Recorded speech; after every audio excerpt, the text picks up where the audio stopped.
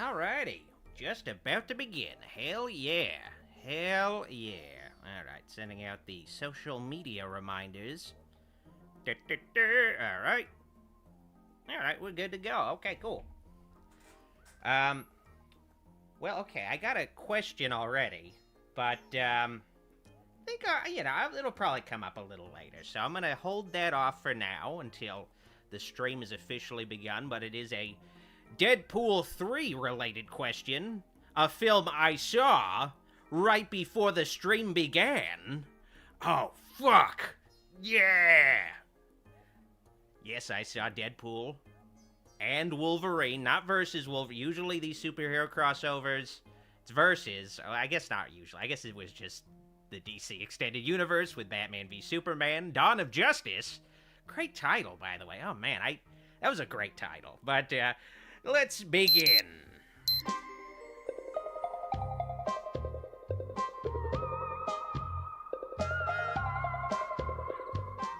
Greetings, I'm your host, Dr. Wolfula, and welcome to Dr. Wolfula After Dark, my late-night talk show where I chat about the latest things happening in the world of horror. But before I talk about the latest things happening in the world of horror, I might as well talk about the horrifying things that have been happening in my life. Well, okay, it's not that big of a deal. It's kind of a big deal, but it's not that big of a deal. You know, I'm not horribly injured. I'm not dying or anything. Like, nothing crazy. But last week, there was supposed to be, at least another video by now, and this stream was supposed to happen much earlier, but it had to get pushed back because the roof of my bedroom, where, my bed, of course, logically is, and all my stuff, my DVD collection, and of course, most importantly, the computer I use to, make stuff, stream and edit videos.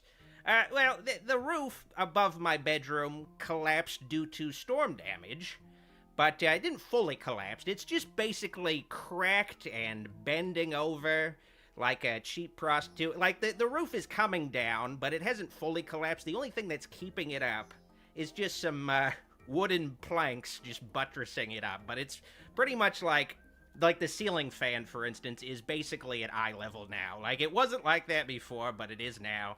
It's not a great situation to be in. It sucks.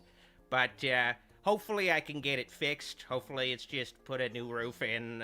It'll be as simple as that. Hopefully a fucking better roof. I'm having a guy come over on Monday. Hopefully somebody who knows what they're doing. And they'll hopefully give me an idea of if the bedroom is salvageable. So for now, I'm pretty much just in my living room. Moved all my stuff. All of my, things I don't necessarily need access to besides the computer. That's all just in bins, so my DVD collection is just in bins. But yeah, I mean, everything is fine. Some stuff got minor damage. I think the only DVD that got maybe wrecked, that got wet, was essentially just the Futurama DVD. I should also mention that because the roof is collapsing, rainwater just comes into the room now, and now it's just also kind of flooded, and when you go into the room, it's like entering like a swamp or something. It's just not really pleasant to go in. The power is just completely cut off in that room now. It's like the Wolfula Air does have now like a condemned wing, like a spooky haunted hospital or something. Like, it's really fucked up. Like, I guess it's true. I guess, like, that's the truth. Like, I should have a condemned area in my haunted, scary house, but hopefully, I can at least, dwell in it again. I mean, I guess maybe Goulash could have that part of the house, but, I don't know if I'd even want to let Goulash stay in there. Like, it's just that fucked up of a room now. But, it is what it is.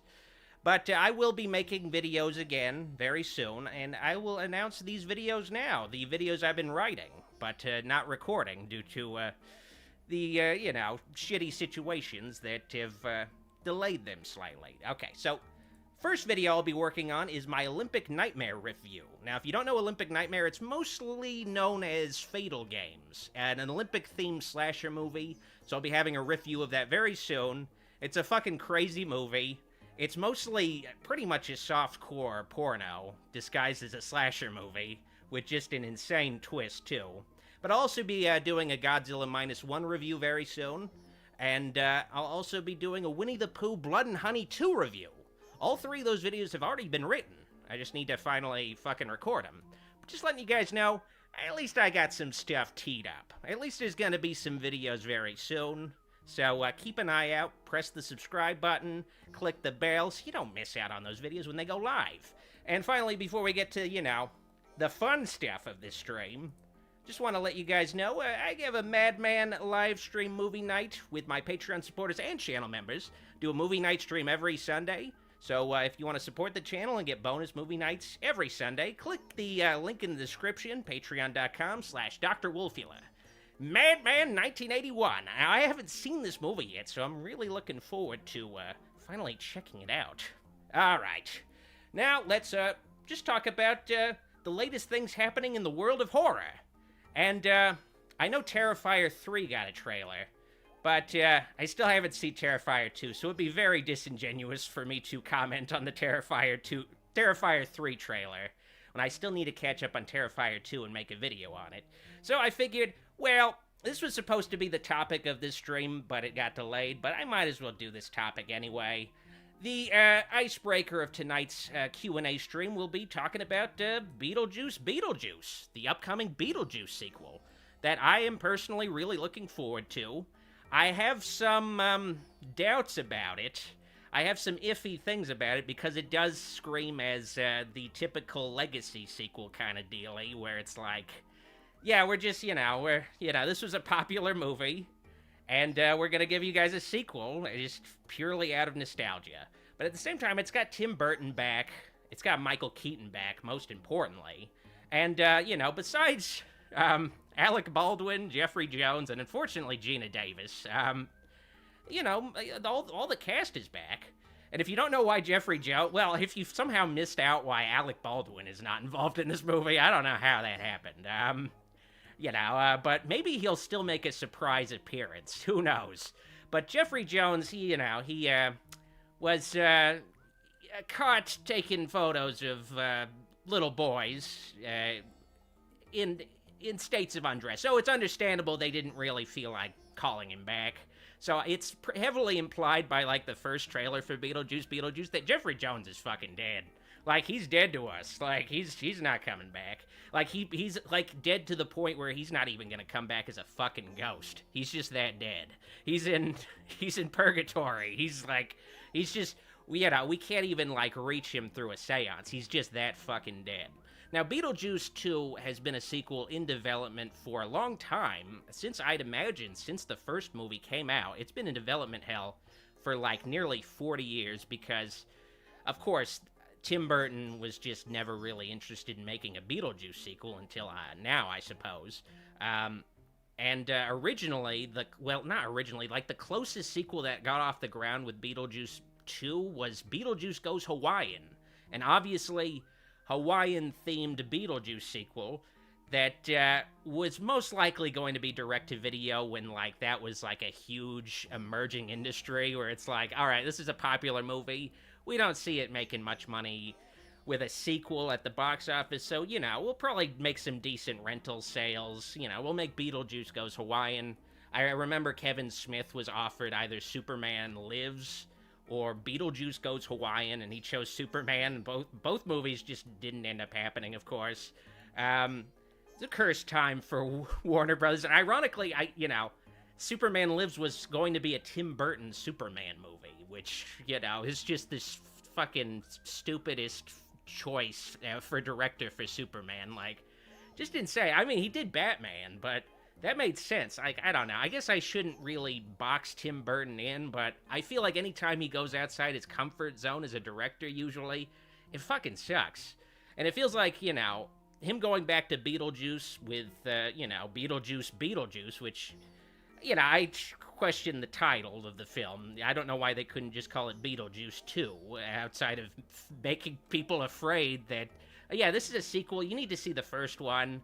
Like, I feel like so many people are going to see this one and unfortunately not see the first Beetlejuice, which is fucked up. I hate this, like, Hollywood encouragement where they're like, Yeah, you can't see. You don't need to see the first one. Don't worry. Where it's just like, oh man, it's just fucked up. Like, you should see the first Beetlejuice. If you haven't seen Beetlejuice 1 somehow, fucking see it before you see Beetlejuice.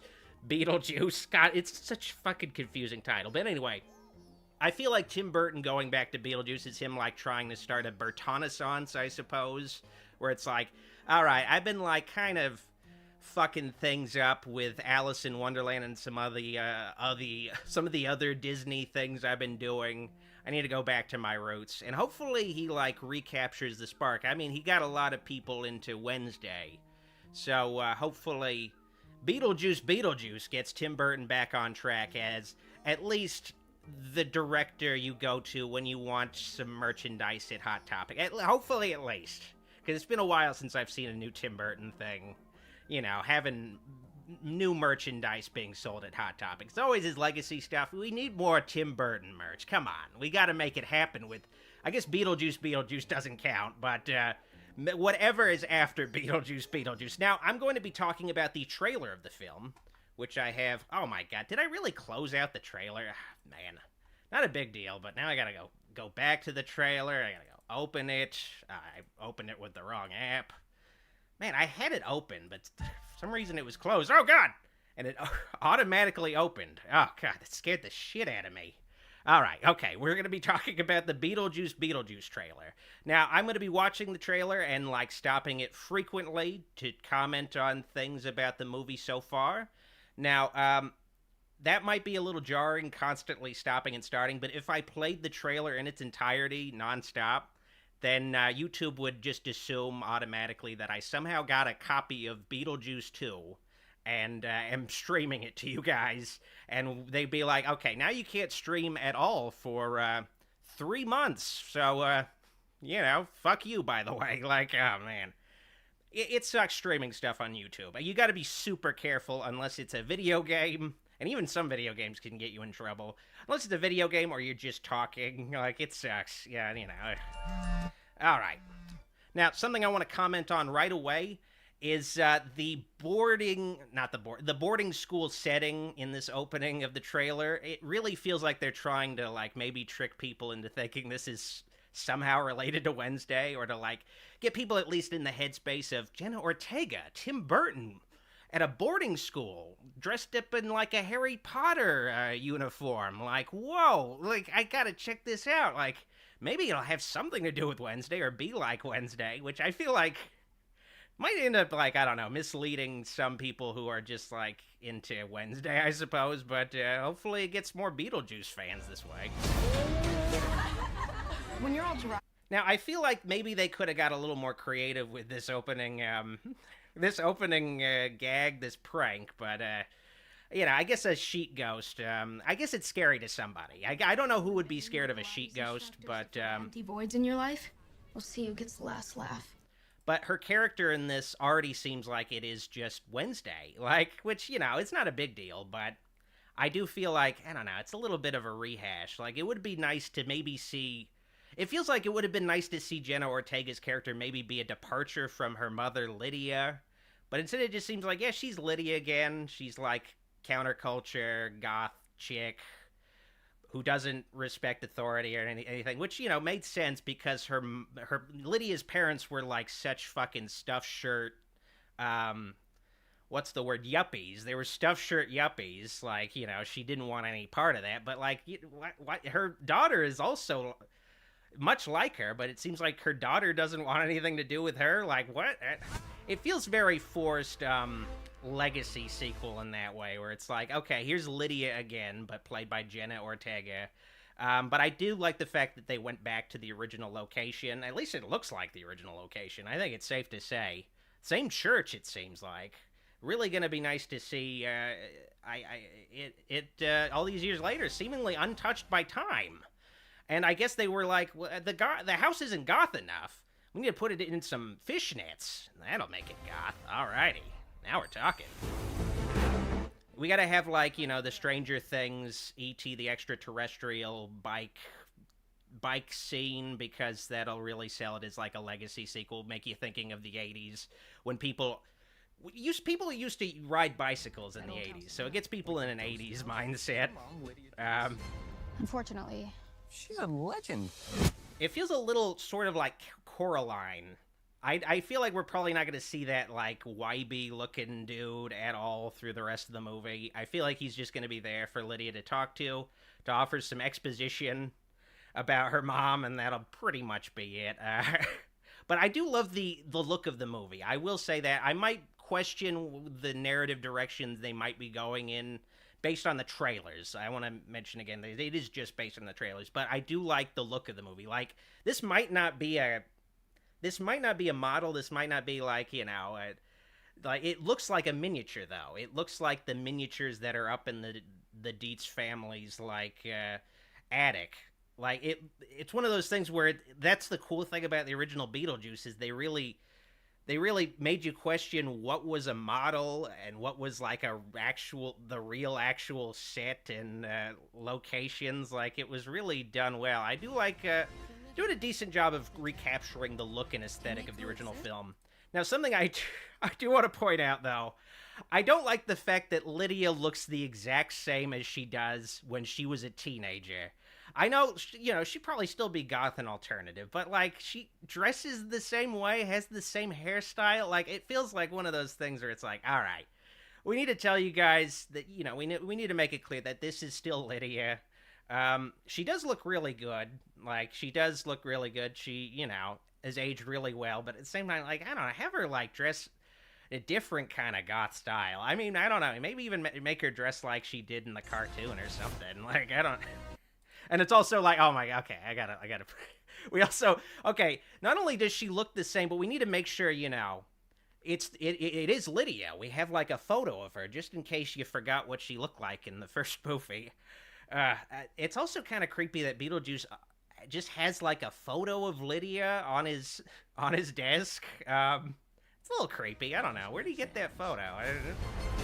I wonder if they're gonna mention the fact that Beetlejuice, who is like an immortal ghost demon guy, of course. I wonder if they're going to mention, though, that he tried to marry a 13-year-old girl. I don't know if that's going to come up. I feel like if you bring that up, you're maybe inviting him to get canceled. Only gullible people believe that kind of crap. Okay, I do like this shrunken head guy. Oh, man. I mean, it's really great to see the shrunken head guy, who only really showed up, I think, just in, like, the last scene of the original Beetlejuice. Like, he's got, like, a whole bunch of other shrunk head guys. It does feel like maybe it's an attempt to make, like, merchandise of different shrunken head guys. But I do like the shrunken head guys. You see shrunken head guys, even though he had little screen time. You think of shrunken head guys, you think of Beetlejuice. Like, I mean, that's the first thing I think of, at least. I guess they kind of look like the Goombas from the Super Mario Brothers movie, but, yeah, I guess maybe the title, I realize when I look at the little miniature sign, Beetlejuice, I guess maybe the title is supposed to be a reference to the sign. For whatever reason, Beetlejuice only had his name twice in that miniature sign in the original movie. I would think he'd want to have it 3 times, just to attract people saying his name 3 times. Help me save my daughter. I guess it all makes sense. You're gonna keep your word. Now, the key difference between this Beetlejuice sequel and the original film is that it seems like Beetlejuice is going to have significantly more screen time, which I'm all for. Because in the original movie, he had, like, I think 10 to 15 minutes of screen time. The name of the movie was Beetlejuice, but he's not in it that much. He's barely in Beetlejuice, which is a bit of a shame, because it's pretty much Michael Keaton's signature role. Like, of course, he played Batman. He was great in Batman, one of the best Batmen. But other actors have played Batman, and, some of those actors are somebody's favorite Batman. Beetlejuice is the only movie where he owns the character. Nobody has, like, played Beetlejuice in a live-action setting. Like, I know they had a cartoon, Michael Keaton didn't voice Beetlejuice, but otherwise, Beetlejuice is pretty much Michael Keaton's baby, so it's going to be pretty nice to see him play the character again after all this time. It's such a rare thing where it's like, I don't know. And it feels like there's just little, like, when I see him right now, like, he looks basically the same as he did 40 years ago. It's insane. Like, it's one of those cool things where he's just supposed to be, he's always been a decayed looking guy, so you can like have a sequel 40 years later and it doesn't feel like, oh man, it's not like fucking Harrison Ford in Indiana Jones where it's like very obvious, okay, time passed. Indiana Jones is really old. It's not going to be the same. With Beetlejuice, I think at least with Beetlejuice, he's going to be on point. It's going to feel the same with Beetlejuice. Well, Though I do kind of feel like they might also tone Beetlejuice down as a character, because in the original Beetlejuice, he was pretty horny. He was pretty sexually aggressive towards the female characters. I feel like they're probably not going to do that. They're probably going to drift away from that. It seems like Beetlejuice has been recast as essentially a hero this time around. He's not going to be... He might be an anti-hero, but he's not going to be the villain of the original movie. Though it would be kind of neat to see him, like, turn evil, I suppose. Like, do a double cross or something. you and the boys stand guard. Nobody gets... Man, that Beetlejuice shrunken head, he's so cute. I gotta buy, like, 10 of them. Now, I don't know what's up with the stapled up lady. She's like on the poster. I know she's played by a famous actress. I don't know what's up with her. Okay, I do like that shot of Beetlejuice with his eye. Like, I do like the cartoony, I guess the mask style cartoony antics from Beetlejuice. Though it feels like that maybe, I don't know, I don't necessarily remember Beetlejuice doing shit like that in the original movie. I guess he did some cartoony thing. I don't remember his eyes popping out. I feel like maybe they're like, did the mask do that, or was that a Beetlejuice thing? All right, whatever. Let's just have Beetlejuice do it. I don't know. Recognize. But okay, I'll interrupt my Beetlejuice trailer commentary with a question from Ricky the Mad Dragon. Hi, Doc. You ever seen the Beetlejuice cartoon? Thanks for the super chat donation. I did see the Beetlejuice cartoon. I feel like a lot of people, the Beetlejuice cartoon was maybe my introduction to Beetlejuice as a character. Like, the Beetlejuice cartoon was a pretty big departure from the live-action film it was based on.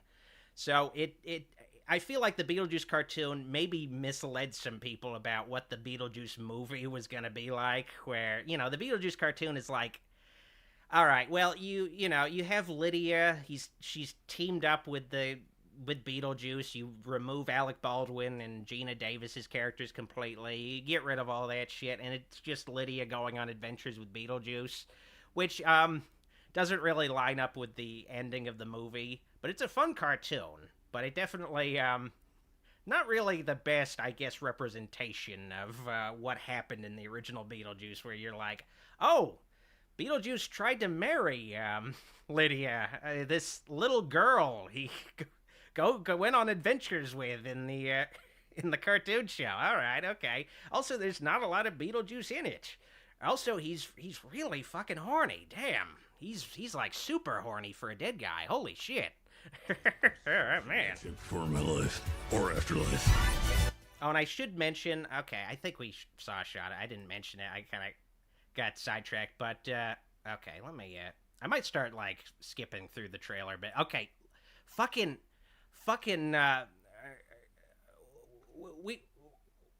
we got why am I Willem Dafoe. I like blanked on Willem Dafoe's name for a second. Well, how did I blank on it? I was like, I got so sidetracked. I forgot famous actor Willem Dafoe, famous giant dick haver Willem Dafoe. He's going to be in this movie. And it seems like maybe the stapled up chick might be the villain of the film. Maybe has something to do with her kidnapping Lydia Dietz's daughter, Jenna Ortega. And Willem Dafoe's trying to track her down or something. Because essentially Willem Dafoe's character is a cop in the underworld. But when Willem Dafoe's character was alive, he was a famous movie star. So the way Willem Dafoe's character acts, he's essentially informed by his like life as like this big action star, essentially. Like, should be interesting to see. I feel like like you can't really see it in the shot, but he has like a fucked up looking head. All right, let's skip through this. All right, okay, I think that's Lydia and all right, let's see. I think that's Lydia and Beetlejuice dancing and flying around. Maybe, like I noticed in the trailer, there's a big set piece of of a wedding. I mean, not a wedding. Well, it could be a wedding, but it's inside a church, and that might hint that Beetlejuice might be trying to get married again. Might be trying to get married to Lydia again. And you know what? Might want to see it this time. Maybe Lydia's like, oh, you know, maybe I want to marry Beetlejuice. You know, this. Are we doing? Okay, well, maybe Beetlejuice ends up marrying... No, wait, no, that's like a random old guy that gets the life sucked out of him. So I'm guessing the stapled-up broad might be the actual villain of the film. Beetlejuice, Beetlejuice, Beetlejuice. And we get that one guy who was it from Mulholland Drive, Bob, hold on. who might also be a villain. I think maybe we might be dealing with a Casper, the live-action Casper plot, where... at least part of the plot, where at the end of the movie, like the one villainous chick, she dies and comes back as a ghost. And I think maybe her henchman also comes back as a ghost. So maybe the villains are like or maybe like criminals in the underworld, and I don't know. It's hard to really piece together the plot from you know, these random scenes and trailers, but it's kind of fun to like imagine what the plot of a movie is based on like vague information. I feel like trailers are thankfully becoming a lot vaguer now, where you can't really tell what the plot actually is going to be. Though I feel like also people might feel ripped off, where it's like, hey, wait, this isn't what I was expecting. What? Ah.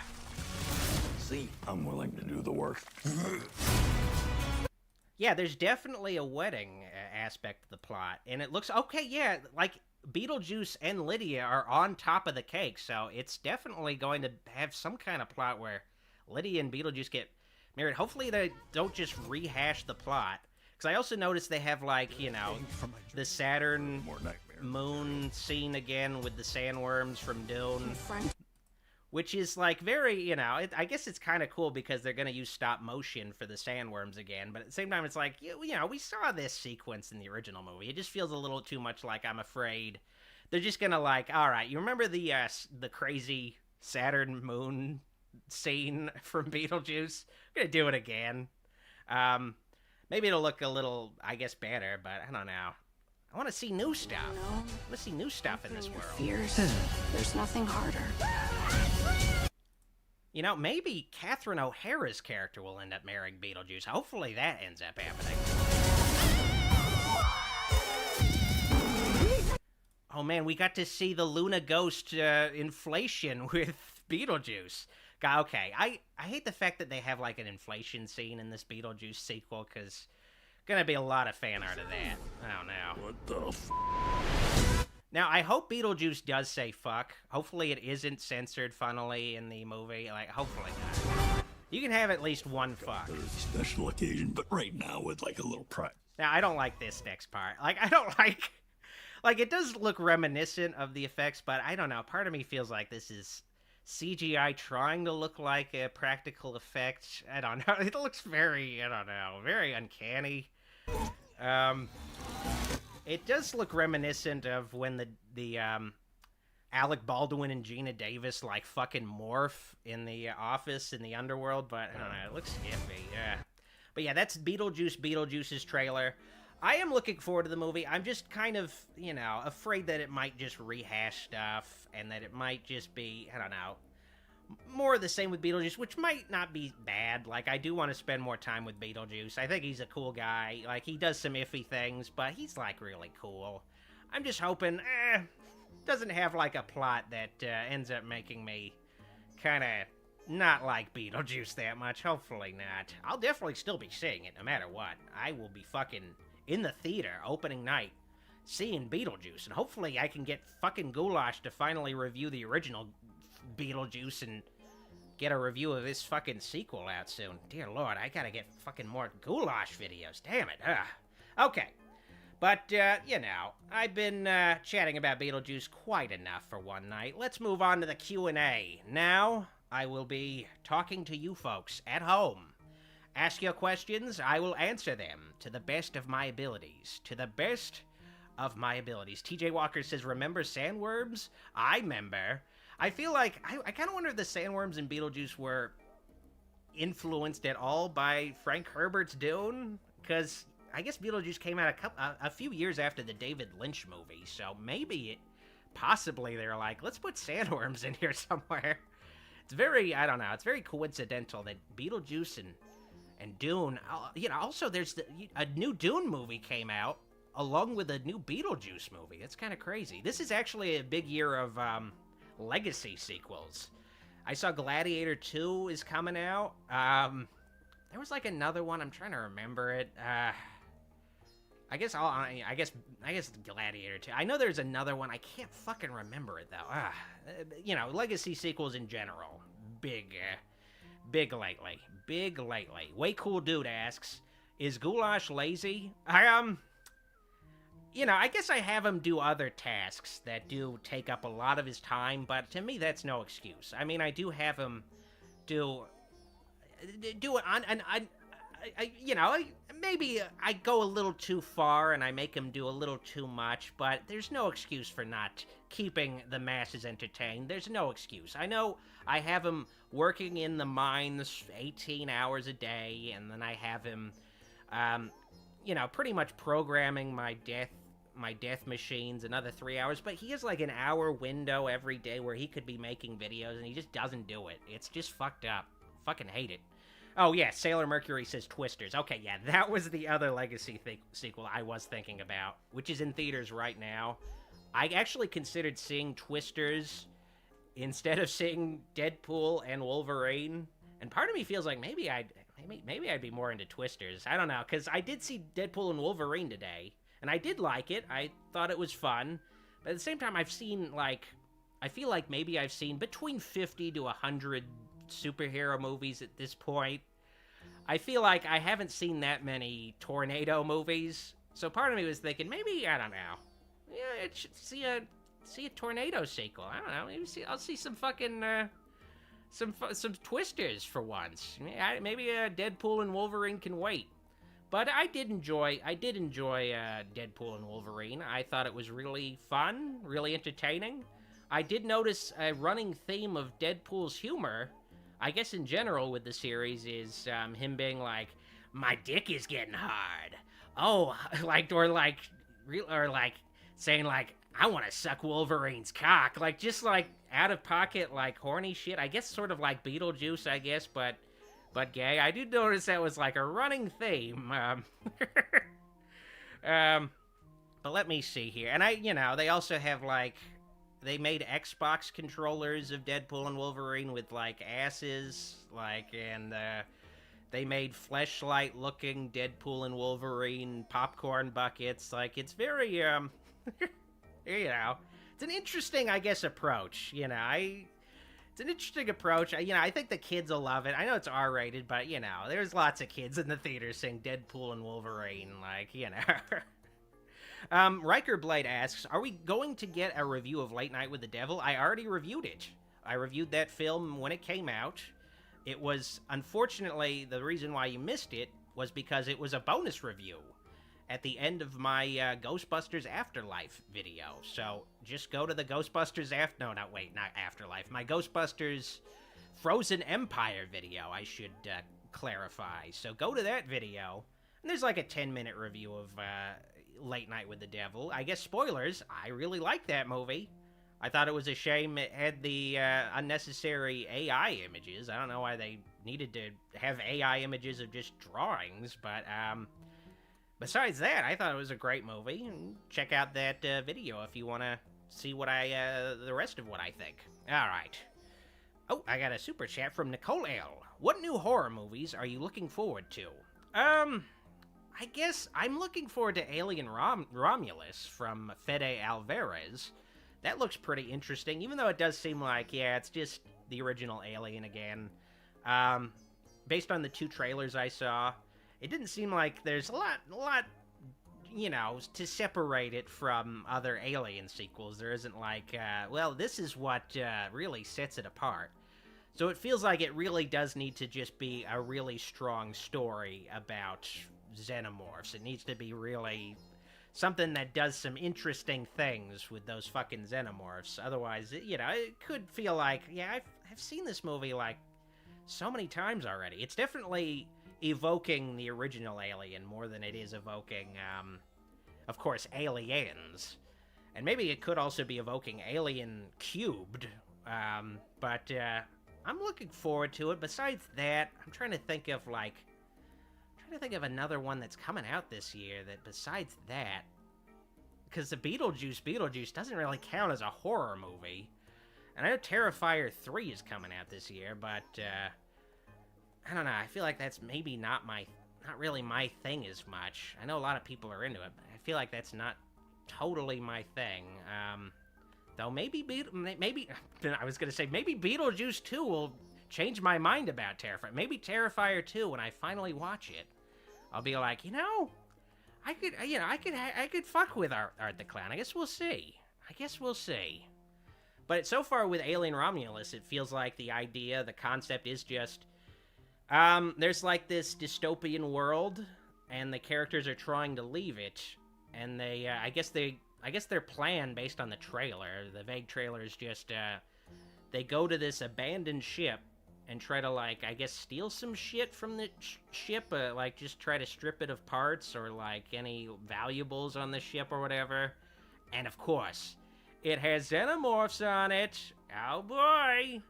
And so far in the trailers, they only really show the, it seems like it's gonna lean heavily on the body horror with Alien Romulus, where it's gonna, like, one of the shots in the trailer is, like, the face hugger with its, like, dick inside a chick's mouth, like, sliding out of her mouth, where it's just, like, it's gonna be, like, more the gross shit, it seems like.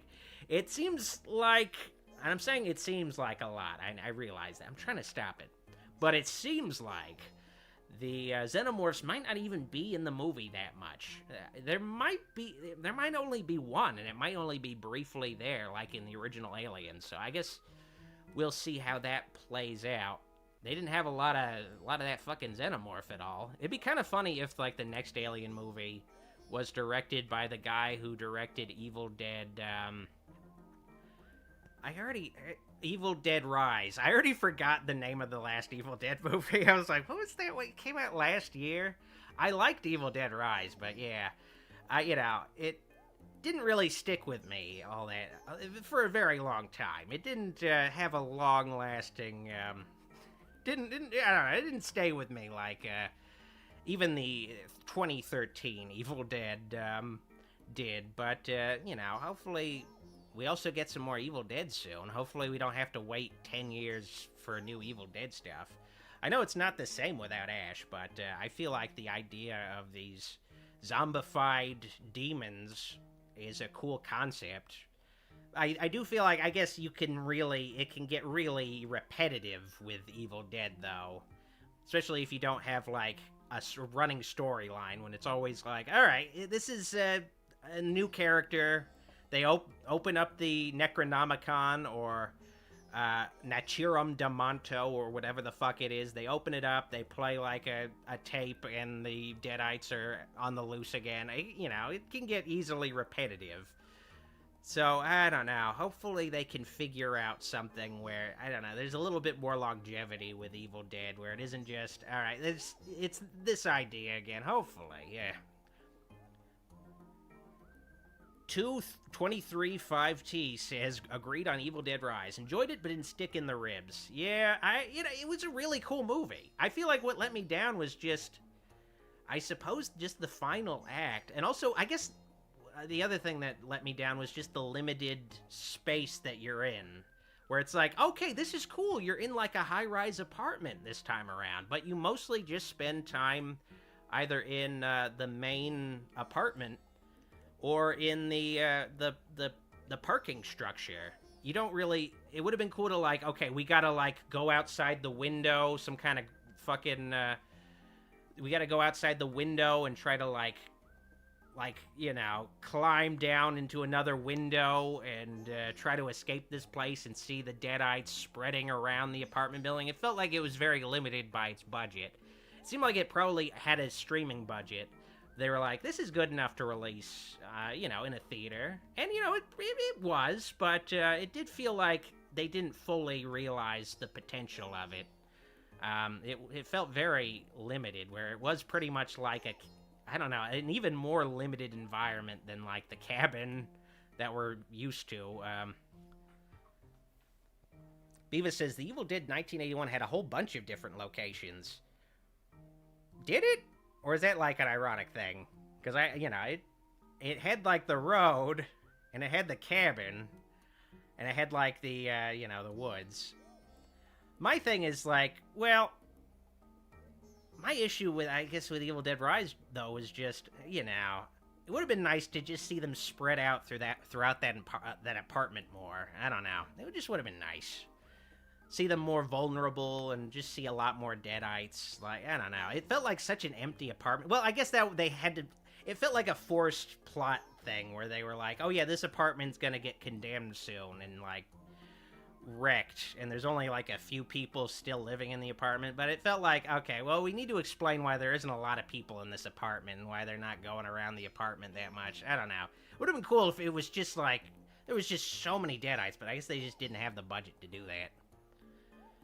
Linz asks, are you looking forward to the new Nosferatu coming out on Christmas? Oh, I gotta see Nosferatu on Christmas. I did really like Robert Eggers' previous film, The Lighthouse, with Willem Dafoe. Now I remember Willem Dafoe's name. But it's very interesting that Willem Dafoe is in this new Nosferatu movie. And he played Max Schreck in a movie about the making of the original Nosferatu. That's so insane. Like, I guess anytime now when they make a Nosferatu thing, they're gonna have to go to Willem Dafoe now. They're gonna have to be like, hey, Willem, we need you, buddy. We need you for this new Nosferatu project. Which, he was in The Lighthouse, of course. But I don't know, maybe it was like, well, you got Willem Dafoe here. You gotta bring back, you gotta have him in the Nosferatu movie you're making next. It only makes sense, you can't turn that down. I feel like Willem Dafoe is like Nicolas Cage if he was like a good actor. But alright, but speaking of Nicolas Cage, I did actually see Longlegs, and I was intending to review Longlegs, but I might still do that, but unfortunately the mess with my bedroom caused me to shelve that video, or just not do it entirely. But I did see Longlegs. I thought it was, pretty entertaining and very gripping and compelling. But oh man, Vidiot Savant says audio is very low, Doc. I don't know. It's in the yellow, but I don't know. You might need to adjust your set. But anyway. But I did enjoy Longlegs for the most part, but I guess the Nicolas Cage aspect of the movie will be a make or break for most people seeing it. Nicolas Cage does do an interesting performance in Longlegs that I feel like, I'll definitely remember. It'll definitely be like a highlight of his career as far as this is a notable performance he did, but I don't know, like the approach to Nicolas Cage's character, and also just I don't want to go into the twist too much, but it's very overtly supernatural to the point where it's almost kind of silly how supernatural the movie is, where it's like starts out as this very grounded procedural with some lightly sprinkled atmospheric supernatural elements, where it's like this mystery, and then it's like, no, it's totally supernatural.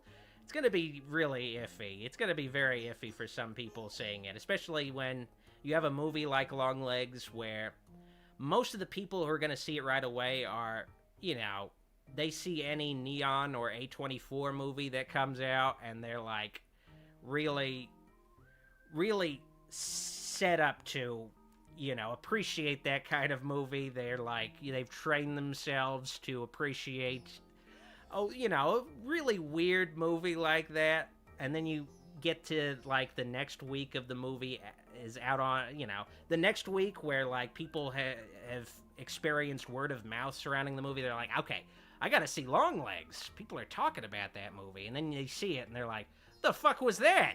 The hell was that shit? What was that? Like, I feel like, that's one of those things that a lot of these movies, I suppose, have to contend with, at least for the short term. Xavier the God has a super chat. Thank you, Xavier. Ghostface and the T-1000 are going to be in Mortal Kombat 1. Yes, you mentioned this in my previous movie night streams, and I'm not that interested in the T-1000. That is cool that he's included. Because I know Arnold was, I guess, in the last Mortal Kombat. It's so fucked up, though, that they can't repeat guests. A guest is always one and done, so you just have the T-1000 by himself. He can't fight Arnold, I guess. Or maybe Arnold is in Mortal Kombat 1. Maybe I got it mixed up, but... You know, I don't care that much, but, about the T-1000, but I guess Ghostface is pretty interesting, though I feel like he's such a strange, fit for Mortal Kombat, because he is just like a guy in a Halloween costume. I mean, I'm sure, like, you know, he's still gonna be able to, like, go toe-to-toe for the sake of balancing with, like, Sub-Zero or Scorpion, but it's just, I don't know. He's, you know, he's just like a guy in, like, a Halloween costume. I kind of wonder if they have him unmasked or at any point, or if it is just, you know, he's just any Ghostface. He could be anybody. That's the funny thing about Ghostface is that, like, he's treated, like, the costume itself is treated as a character with, like, a life and mind of its own at this point. Where it's like, no, everybody who puts on this Ghostface costume is pretty consistent with each other. I guess the last Scream movie kind of had, like, who the characters were inform how the Ghostface acts a little bit more, but usually Ghostface is, like, the same fucking dude, no matter who puts on the costume. It's kind of like, I guess, sort of like The Mask in Jim Carrey's The Mask, but I guess not really like that, because I guess all the Mask people are kind of a little different. So maybe not like that at all. I don't know why I said that. All right, let's find another question. Okay, Xavier says Arnold is going to be in Mortal Kombat 1 as well, but as Connor. Oh yeah, Conan. I know Conan is one of the DLC characters, but he didn't mention that before, so I forgot. So yeah, Conan is going to be in the game, so we're going to have Arnold in Mortal Kombat 1, but it's like, well, I don't know. You could have had, I don't know, you know, Arnold as the Terminator too, and you could have Terminators fight.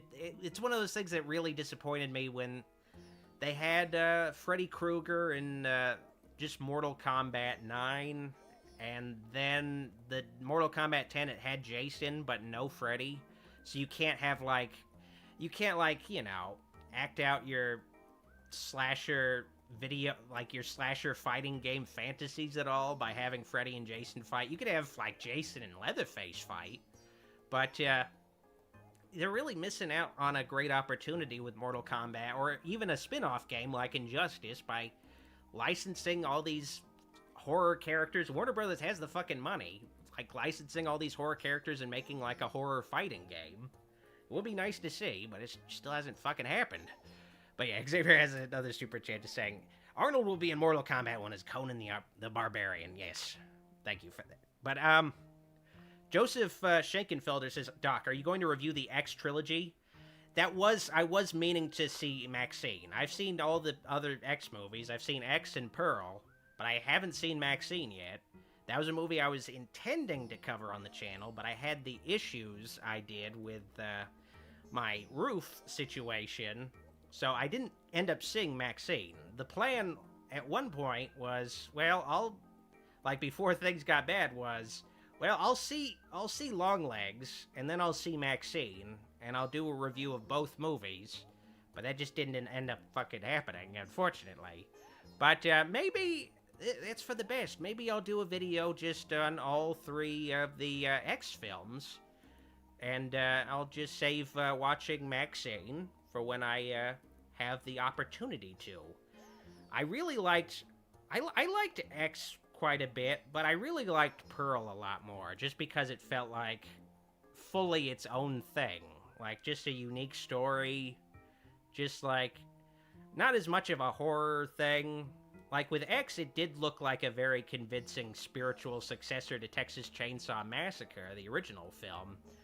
But it didn't feel like, I don't know, I didn't feel like, besides that, it had a lot, I guess, separating itself from other horror movies of its kind. But Pearl really, I don't know, Pearl was really, really good. I'm interested in seeing Maxine, too.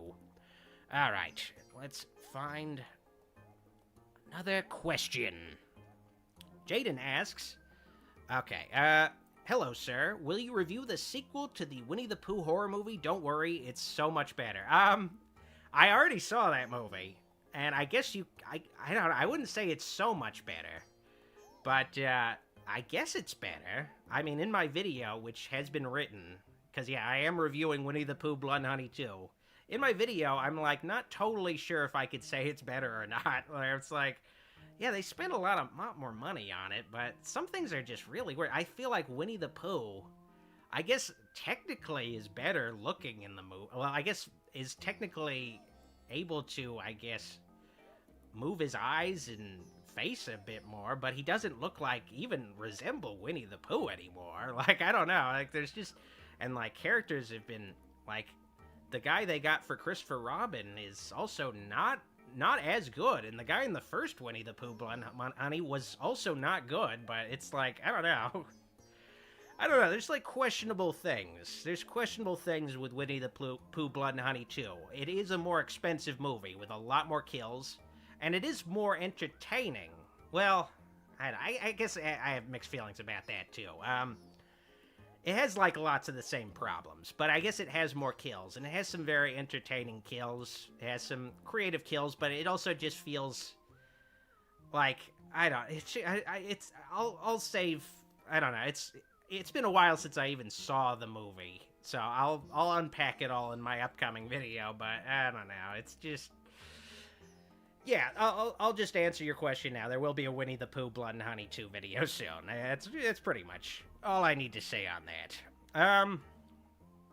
VXNTXM says, what's your opinion on the end of the Halloween franchise? Well, I did make 2 Halloween Ends videos, so probably a better answer in those, especially the big one. But I don't feel like the Halloween franchise is over. You know, Halloween Ends was called Halloween Ends, but it's not the end. Like, in the shadows, Malika Akkad is already, like, you know, reaching out to other companies to license out the rights to Halloween after Blumhouse and Universal's license expired. So he's, like, fully intent to make more Halloween movies, because that's, like, the only thing his company is, like, built to do. It's built to license the rights to Halloween movies. So there's gonna be more Halloween stuff. There's gonna be more Michael Myers stuff. So that's pretty much my thought on it. Like, I liked Halloween Ends overall as a movie. I didn't like it as an end to Halloween and an end to Michael Myers. Like, I wasn't satisfied, but I liked it as, like, oh yeah, this is like an investigation into the lives of these characters and the town of Haddonfield and how, like, somebody else could potentially become like Michael, but then you realize, okay, no, you can't really become like Michael, you know? He's like a one and done, one of his kind kind of killer. Like, you can have a similar killer, but ultimately he's, like, special. But, you know, I feel like if it had been, like, 4 movies and they had Michael recover by the end of what was Halloween Ends, and then you have, like, the actual Halloween Ends, people would have been like, oh yeah, I'm fine with this because we're getting the real Halloween Ends. But, you know, it is what it is. You know, I think when there are more Halloween things, people might soften up on Halloween Ends, but it's gonna be one of those movies that's held under really high scrutiny for the next 10 to 20 years, I think, unfortunately, for that film. I don't care as a super chat. Ever thought about checking out the horror comedy Wacko? It's a guilty pleasure, but it's fun. I don't know if I've even heard about it, but I'll have to, I don't know, I'll Google it right now. Maybe I'm familiar with it, but I just haven't, I definitely haven't seen it. Horror movie, let's see. Okay, there, oh wait, is this, okay, yeah, oh yeah, I've heard of this movie. I just haven't seen it. I guess I only know about it, though, because I looked up movies that Joe Don Baker has been in. I was like, oh, he was in this movie called Wacko. In the film, a police officer is obsessively investigating a cold case involving a spree killing in Halloween night. On the anniversary of the killing, the frustrated officer decides to dress up as the original killer and proceeds to become a copycat killer. Huh. I guess I'll have to look into this a bit more. at the same time, I don't know. At the same time, it's like a comedy. I try to avoid comedies because I want to hopefully be the one who brings the comedy to one of my videos, but at the same time, you know, it could be a bad comedy, so who knows? Who knows? Oh, Spooch says, I've seen Wacko. It's similar to Student Bodies, if you've seen that. I have seen Student Bodies. And if it's similar to... if Student Bodies... I mean, if Wacko is similar to Student Bodies, I guess I should look into it, because Student Bodies is a very, very strange slasher movie parody. It's very, very strange. It's maybe, I don't know, I guess maybe it's the first ever, well, I don't know, I'll have to look into that some more. But it would be interesting to make a video compiling all of the most notable slasher parodies, because, like, last Wednesday, with my Patreon supporters as, like, the pre-stream, quote-unquote, entertainment, I did stream, I Know What You Did Shriek If You Know What I Did Last Friday the 13th, which is a pretty much forgotten direct-to-video Scream parody that came out the same year as Scary Movie did and got completely overshadowed by that. And that is a really fucking shitty Scream parody, where it's like, oh my god, it's just, it makes the worst of the Scary Movie films just seem like high art in comparison. Like, man, that movie really sucked. Oh my god. Student Bodies is pretty interesting. It's not super funny throughout. There's, like, some jokes that can still land, but a lot of the jokes are just, I don't know, like, feel like jokes that would be funnier in, like, a Mad magazine. Like, I don't know. But it's very interesting. It's a very interesting film for its time. Alright, well, I'm gonna have some questions from my Patreon supporters, then I'll return to you folks live. Some questions regarding Epic Universe and Halloween Horror Nights. Chris Risdell asked, Dear Doc, have you considered a video or series about Halloween Horror Nights over the years? And what are your thoughts on the new expansion, Epic Universe, and its classic monsters area? I do kinda enjoy Halloween Horror Nights, despite the extreme crowds and lines, but last year I tried to sneak footage of the houses for a video by mounting a small camera to my bag, but when I exited a house, a security guard instantly confronted me and made me delete the footage, so that really discouraged me from covering Halloween Horror Nights on the channel. I often drive by the future side of Epic Universe, and despite the area now smelling like human shit during its construction, I will say the park looks pretty impressive, but it's pretty damn out of the way from studios and Islands of Adventure.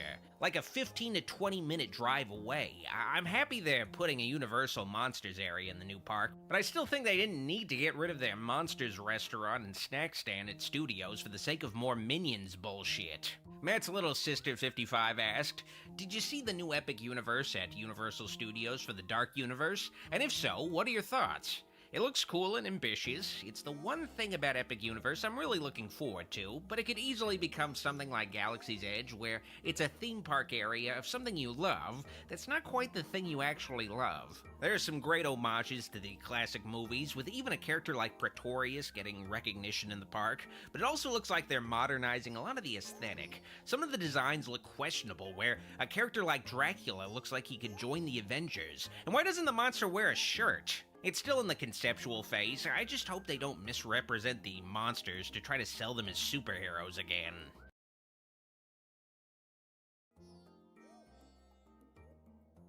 I am looking forward to Epic Universe, but I'm gonna miss that fucking Universal Monsters Cafe, seriously. Them taking that out to put a Minions Cafe in its place is just the biggest fucking insult. That, you know, the Monsters area, the Dark Universe area in Epic Universe looks very promising, but I don't know. A part of me feels like it's not going to live up to the promotional videos. I don't know. I'm a little iffy about it. Like, and they don't need more Minion stuff. I guess, let me see. Dylan says Minions are the new Barney, which reminds me that Universal Orlando used to have, like, a Barney show, which I never saw, of course, but now that Barney's gone, I feel like hopefully Minions will go the way of Barney. Hopefully, fingers crossed, because I know there's been, like, attempts to get Barney back on top of things, but kids don't really like Barney anymore. So, you know, they like Bluey. And, you know, Bluey, I've never seen, well, I guess I don't know. I've never seen Bluey, but I feel like Bluey is at least more tolerable to me than the Minions and Despicable Me, so if Bluey is here to stay, I'd be fine with that over fucking Minions, I guess. I don't know. Universe Explained by Chris says, I love you too. I love you, Dr. Wolfula. Thank you. Thank you, Chris. I really appreciate it.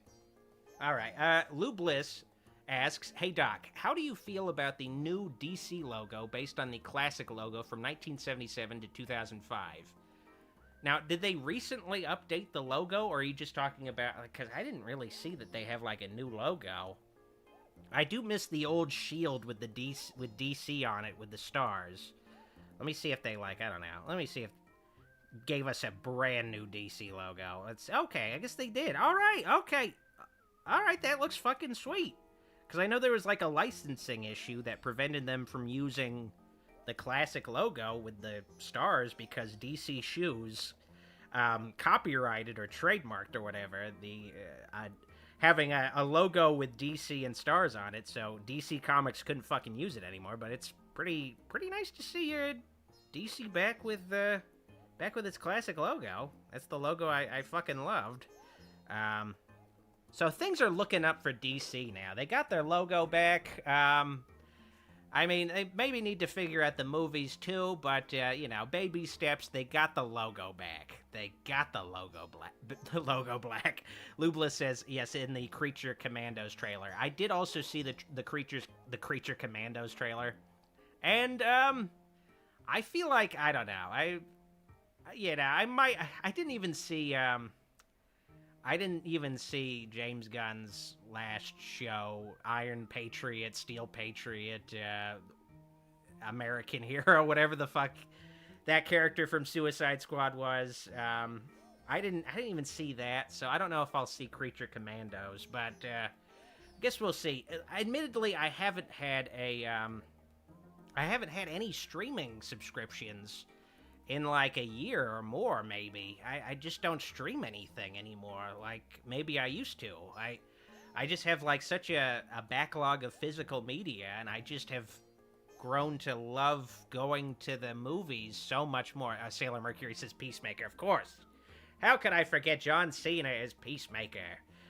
Yes, but I've just grown to love going to the movie theaters so much more lately that I can't find time to just want to bother streaming anything or paying because like the streaming costs are just increasing too, where it's just like, you know, the next thing you know, like fucking Netflix is gonna be $25-$30 or something. You can't share it with people either. It's just, I don't know, it's gonna get crazy.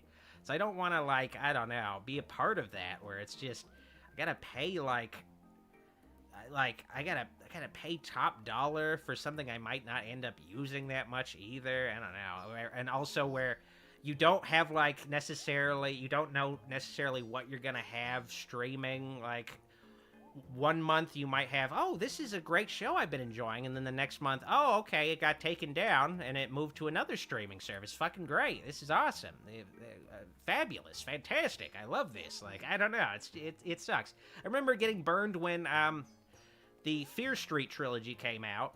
I was like, I want to see these movies in the best quality, so I paid like the top dollar for the 4K plan because I had a 4K TV. I wanted the 4K plan on Netflix just to get the most out of the new TV I had and these new movies. And the Fear Street trilogy was not in fucking 4K. I was so pissed off. I was like, why is this just in HD? It's these are brand new movies.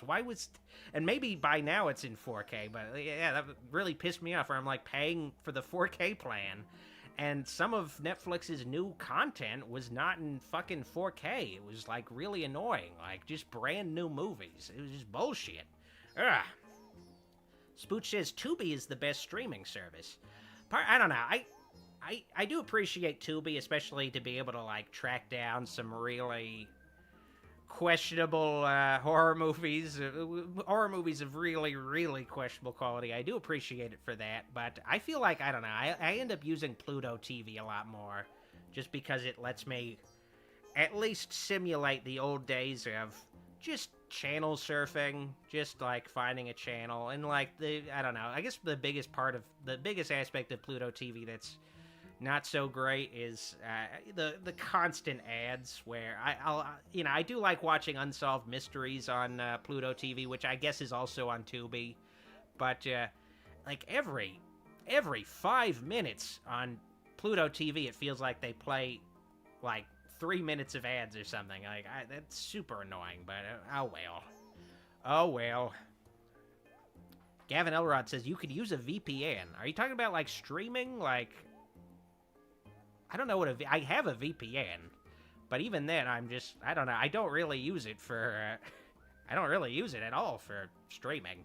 No, I could do that, but I don't want to deal with that shit. Like, it's just making like watching movies and TV feel like you're doing fucking homework or something. Like, where it's just like, I don't know. This streaming situation, it just sucks. It fucking sucks. Give me, like, physical media and, just going to the movie theater anytime, if you ask me. Joseph Finley has a super chat, thank you. Hey, Bluey, he needed the money. Thank you for the super chat, Joseph. Appreciate it. Alright, Beavis says, there's a pirate that gives people the movies they want for free. Great guy. Yeah, I think on the high seas, I think you can find any movie or show you'd possibly want. It's pretty amazing. It's pretty great. Ian England asks, Dr. Wolf, you ever heard of a film called The Ghost and Mr. Chicken? Okay, I feel like that title rings a bell, but let me see. The Ghost and Mr. Chicken. I will say, going back to like the theater experience, I did see Deadpool and Wolverine today, and the woman next to me, instead of laughing at the jokes in the movie, she'd go like, pfft, pfft. So every time there's like a joke, she just do this like spit sound. Like she can't just laugh. She has to make this laugh. Pfft. Like it's just got so fucking annoying after a while. There's like annoying things about going to a movie in a theater. Like it's really nice when you see a movie you really want to see, and there actually just isn't anybody else in the theater. It's just like maybe a few other people. Like that's always nice. But some of the people can get annoying. So yeah, Ghost and Mr. Chicken is a Don Knotts horror comedy, and I have not seen it. But you know what? After Scooby-Doo, Don Knotts is definitely a horror icon in my book. He definitely, I mean, if he was alive, he definitely needs to be in more movies. I know he's dead. He's been dead for like 15, 20 years, but if he was alive, he definitely should be in more horror comedies. The animation says, God, now I'm scared to see Deadpool and Wolverine. Well, the nice thing with the current ticket apps is just the fact that you can get an idea of how many people are going to be in your theater ahead of time. Like, opening weekend, I couldn't find a single theater that was, like, not packed. I got good seats, but, every theater this weekend for that movie is going to be packed. Like, that's pretty much the big movie of the year, I think. Like, the biggest movie. I think it's going to probably have the best box office of the year, which is impressive because it is like an R-rated movie, but it's not so impressive when you realize that it's like an MCU movie, and it has like the cameos and Easter eggs and all that shit that every Marvel fan can't miss out seeing in the theater. I won't spoil any of that stuff, but man, it blew my mind. All of it fucking blew my mind. Now, I will say, without spoiling something, there is a female character in the movie that really caught my eye. Maybe what was my highlight of the film, and I know she's voiced by Blake Lively, but what I'm curious about is if Blake Lively actually physically played the character, or if it was just a voice. Because if she also was in the costume of that character, man, oh boy, that Ryan Reynolds is a lucky guy. Like, damn. But part of me, I don't know, I guess, I don't know, they make a joke about it that seems to, I don't know. They make a joke about it that seems to, like, hint at maybe Blake Lively was in the costume, but I don't know. Sailor Mercury says, will Deadpool be the first R-rated film to make $1 billion? I guess I realized Joker... Didn't Joker make $1 billion? I could have sworn that was a thing. I guess maybe it was just the movie, the R-rated movie that made the most at the box office, but I could have sworn Joker made $1 billion. I could have sworn it. I guess, I don't know. Maybe this could be a big year for R-rated, this could be a big year for R-rated, superhero movies, I suppose. Joker Le Folie à Dieu is coming out too, or Folie à Dieu. Joker 2 is coming out this year, whatever fucking pretentious French title they want to call it. It's ultimately Joker 2, so that's also going to be a big movie at the box office, probably. But I don't know, it might not... okay, so yeah, I'm being told by Beavis, this just in from Beavis, that Joker did make $1 billion, so yeah. But I could see, Deadpool and Wolverine, like, a much more...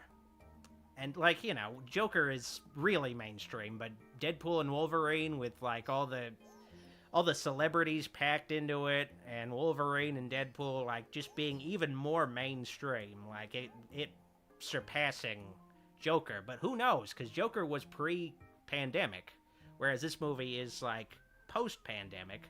So it could go either way, but I could easily imagine it passing Joker. Question is, will Joker Le Folie à Dieu, or whatever the fuck it's called, will that pass Deadpool and Wolverine? Maybe not. I don't know. Maybe not. But who knows? Maybe Lady Gaga will take it over the top. Who knows? Who knows? All right. Let me see. Katie B says, I love Wolverine so much. Yeah, he's like the best thing to come out of Canada, which they say in the movie. That's one of the jokes. They say he's the only good thing to come from Canada, which is a burn against Ryan Reynolds. God, they get so meta with the movie. It's incredible. All right, Ethan Hart has a super chat. Thank you, Ethan. Hey, Doc. Now that a few years have passed since the last Texas Chainsaw Massacre film, is it still your least favorite one? Mine is Leatherface 2017. Now, I do mention later in a later set of Patreon questions what are my current least favorites of, like, the big four slasher franchises.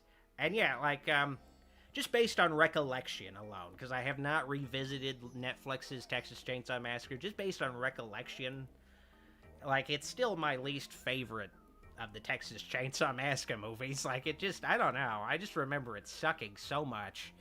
Leatherface also sucked. It just feels like it's just a downward spiral since Texas Chainsaw 3D. It's just been getting suckier and suckier.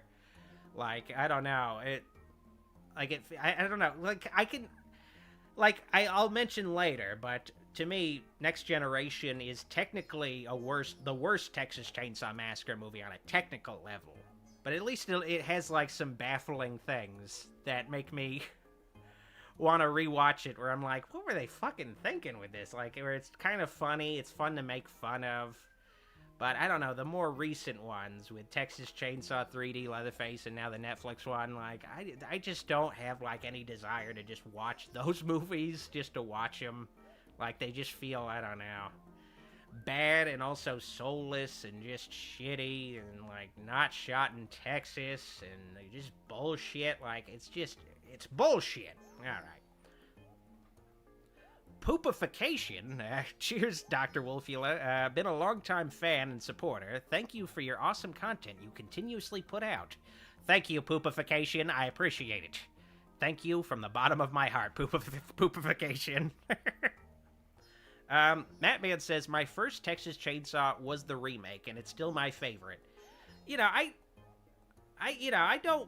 I'm not really into the Texas Chainsaw Massacre remake, but it's a solid horror movie. It's solid, but it's just not really my kind of thing. It's definitely something that does appeal more to, like, the folks who it was the first Texas Chainsaw Massacre movie for. Like, it's definitely, I don't know, it's just, ultimately, I guess it's the best of the Platinum Dunes Platinum Dunes horror remake cycle. It is the best of that batch of films, but it just feels like, I don't know, just so slick and streamlined, and, like, it just doesn't, I don't know, have that gritty sense of realism. Like, Leatherface just looks like an action figure to me. A really cool looking action figure, but it just, I don't know. I just kind of like the, I don't know, I just kind of like the clunkier, more realistic vibe of the original film. It just appeals to me so much more. Like, Texas Chainsaw 2 is a fun movie, but, that's definitely where the series goes off the rails as far as what the original movie was. Like, where Texas Chainsaw Massacre 2 is just such a wacky and goofy, over-the-top movie that's just not even, like, it doesn't even have that many kills in it. It doesn't have that much gore in it. Like, the only character that really gets attacked in the movie, for most of it at least, is just LG. They just keep fucking up LG. It's just it's such a crazy movie. Like, it's such a weird movie. And, I love Texas Chainsaw 2, especially for Chop Chop, but, once they did that, I feel like kind of got hard to really recapture what made the original movie special, and they've just kind of, I don't know, it just feels like everybody who comes along now to make a Texas Chainsaw Massacre movie, like, they just, I don't know, they can't, like, keep straight what made the original movie work so well. Like, I don't know, they just keep going in these weird directions where it's just, I don't know, it really ends up feeling like, just, I don't know, just not the same appeal to me, but, that's just me, I suppose. It's my favorite my favorite movie, and, well, maybe my favorite movie. Definitely my favorite horror movie, the original film, but I feel like out of the 4 big horror franchises, Texas Chainsaw Massacre as a franchise might be my least favorite out of the 4 franchises. Freddy, Michael, Leatherface, and Jason, like, where I'm just like, yeah, a lot of these Texas Chainsaw Massacre movies I can't even fucking watch. Like, I can't even watch them by myself. Like, it's just like the first 3, and then everything after, it's just like, I can maybe make fun of the 4th one, but that's pretty much it. Now, I'm going to answer some more questions from Patreon supporters, and I'll be right back to you folks. Nathan Jones asked, do you think you might play any of the Scooby-Doo games, especially the PC point-and-click ones? Also, do you think you will review the Tales from the Crypt movie Demon Knight? I've been meaning to stream the Scooby-Doo games for a while, but that might possibly happen on the Gulag channel. I've also been planning to review Demon Knight for quite some time, for the sake of at least temporarily reviving Crypt Tuesdays, and I'll try to finally get that done soon. Nate Malice asked, I recently picked up the Umbrella release of Houseboat Horror. I remember when you played it at the Die-In Theater and how awfully hilarious it was. I was wondering whatever happened to the video for that live stream. The movie was terrible, but your commentary made it great fun. It got taken down off of YouTube by Umbrella, I imagine, but I have it backed up. There's a post on my Patreon with most of my lost Die-In Theater streams from YouTube, but I'll try to remember to post a link to it. Nicholas Sand asked, Hey Doc, big fan. I was just wondering, I know you did the original Psycho. I was hoping you would do some of the sequels and possibly the Bates Motel show. Any thoughts? I will make a review of Psycho 2 at some point, and it might include within it reviews of the remaining Norman Bates sequels and a review of the obscure Bates Motel pilot movie from the 80s. Might not cover the contemporary Bates Motel show, though. I saw the first season of it and thought it was okay, but it wasn't my kind of thing. Mark Berry asked, have you thought about doing a few skits during your reviews? Had a couple of ideas about this. You've got really good presence and timing. I'll do skits for, or add a story with Goulash and I to a video if I feel like that would serve the video, and I have a fun idea for it. But I'm not somebody who will do that just for the sake of doing it. I feel like in a lot of cases it can derail a video. silvershamrockshopper asked, Hey Doc, I might have missed it, but have you reviewed the underrated Carpenter gem that is Prince of Darkness? On a related note, would you be up to an Apocalypse Trilogy screening at some point? I haven't reviewed Prince of Darkness, but I'll try to cover more of Carpenter's work in the future, especially Memoirs of an Invisible Man. I gotta cover that. I'll be trying to get back into streaming the rest of Carpenter's movies with patrons soon, including a triple feature of his Apocalypse Trilogy. Any Memoirs of an Invisible Man fans in the house tonight? Yep, John Carpenter directed that. Probably Chevy Chase might be the scariest horror icon that John Carpenter has worked with. He's definitely one of the best. Oh, man. But, Wolfman asks, is this pre-recorded or is this live? Well, right now it's live. But, occasionally I'll switch to a pre-recorded set of questions, but for the most part, this stream is for sure live. Otherwise, I wouldn't be responding to you. I just figure, you know, it's a good place to, like, I don't know, have some extra segments, and also gives me a little break to cut to something pre-recorded. Little break from my voice. All right. Let me see here. Okay, Anthony Chesko asks, would you ever watch a Trick or Treat sequel if it had the same Pulp Fiction non-linear way of storytelling, like a Halloween 2018 type of thing? Well, I don't know what Halloween 2018 has to do with it, but I've been wanting a Trick or Treat sequel for a long time, but I feel like so much time has passed. I don't know if there's even a point to it at this point. Like, it's been... The movie was supposed to come out, the original movie was supposed to come out in 2007. I remember seeing the trailer for it at the beginning of, like, before Rob Zombie's Halloween, but it got pulled at the last second by Warner Brothers. And the original Trick or Treat finally came out in 2009, officially, on home video. But it's now been 15 years with no Trick or Treat sequel. I feel like the time has passed at this point. Like, I don't know, it's just been too much fucking time.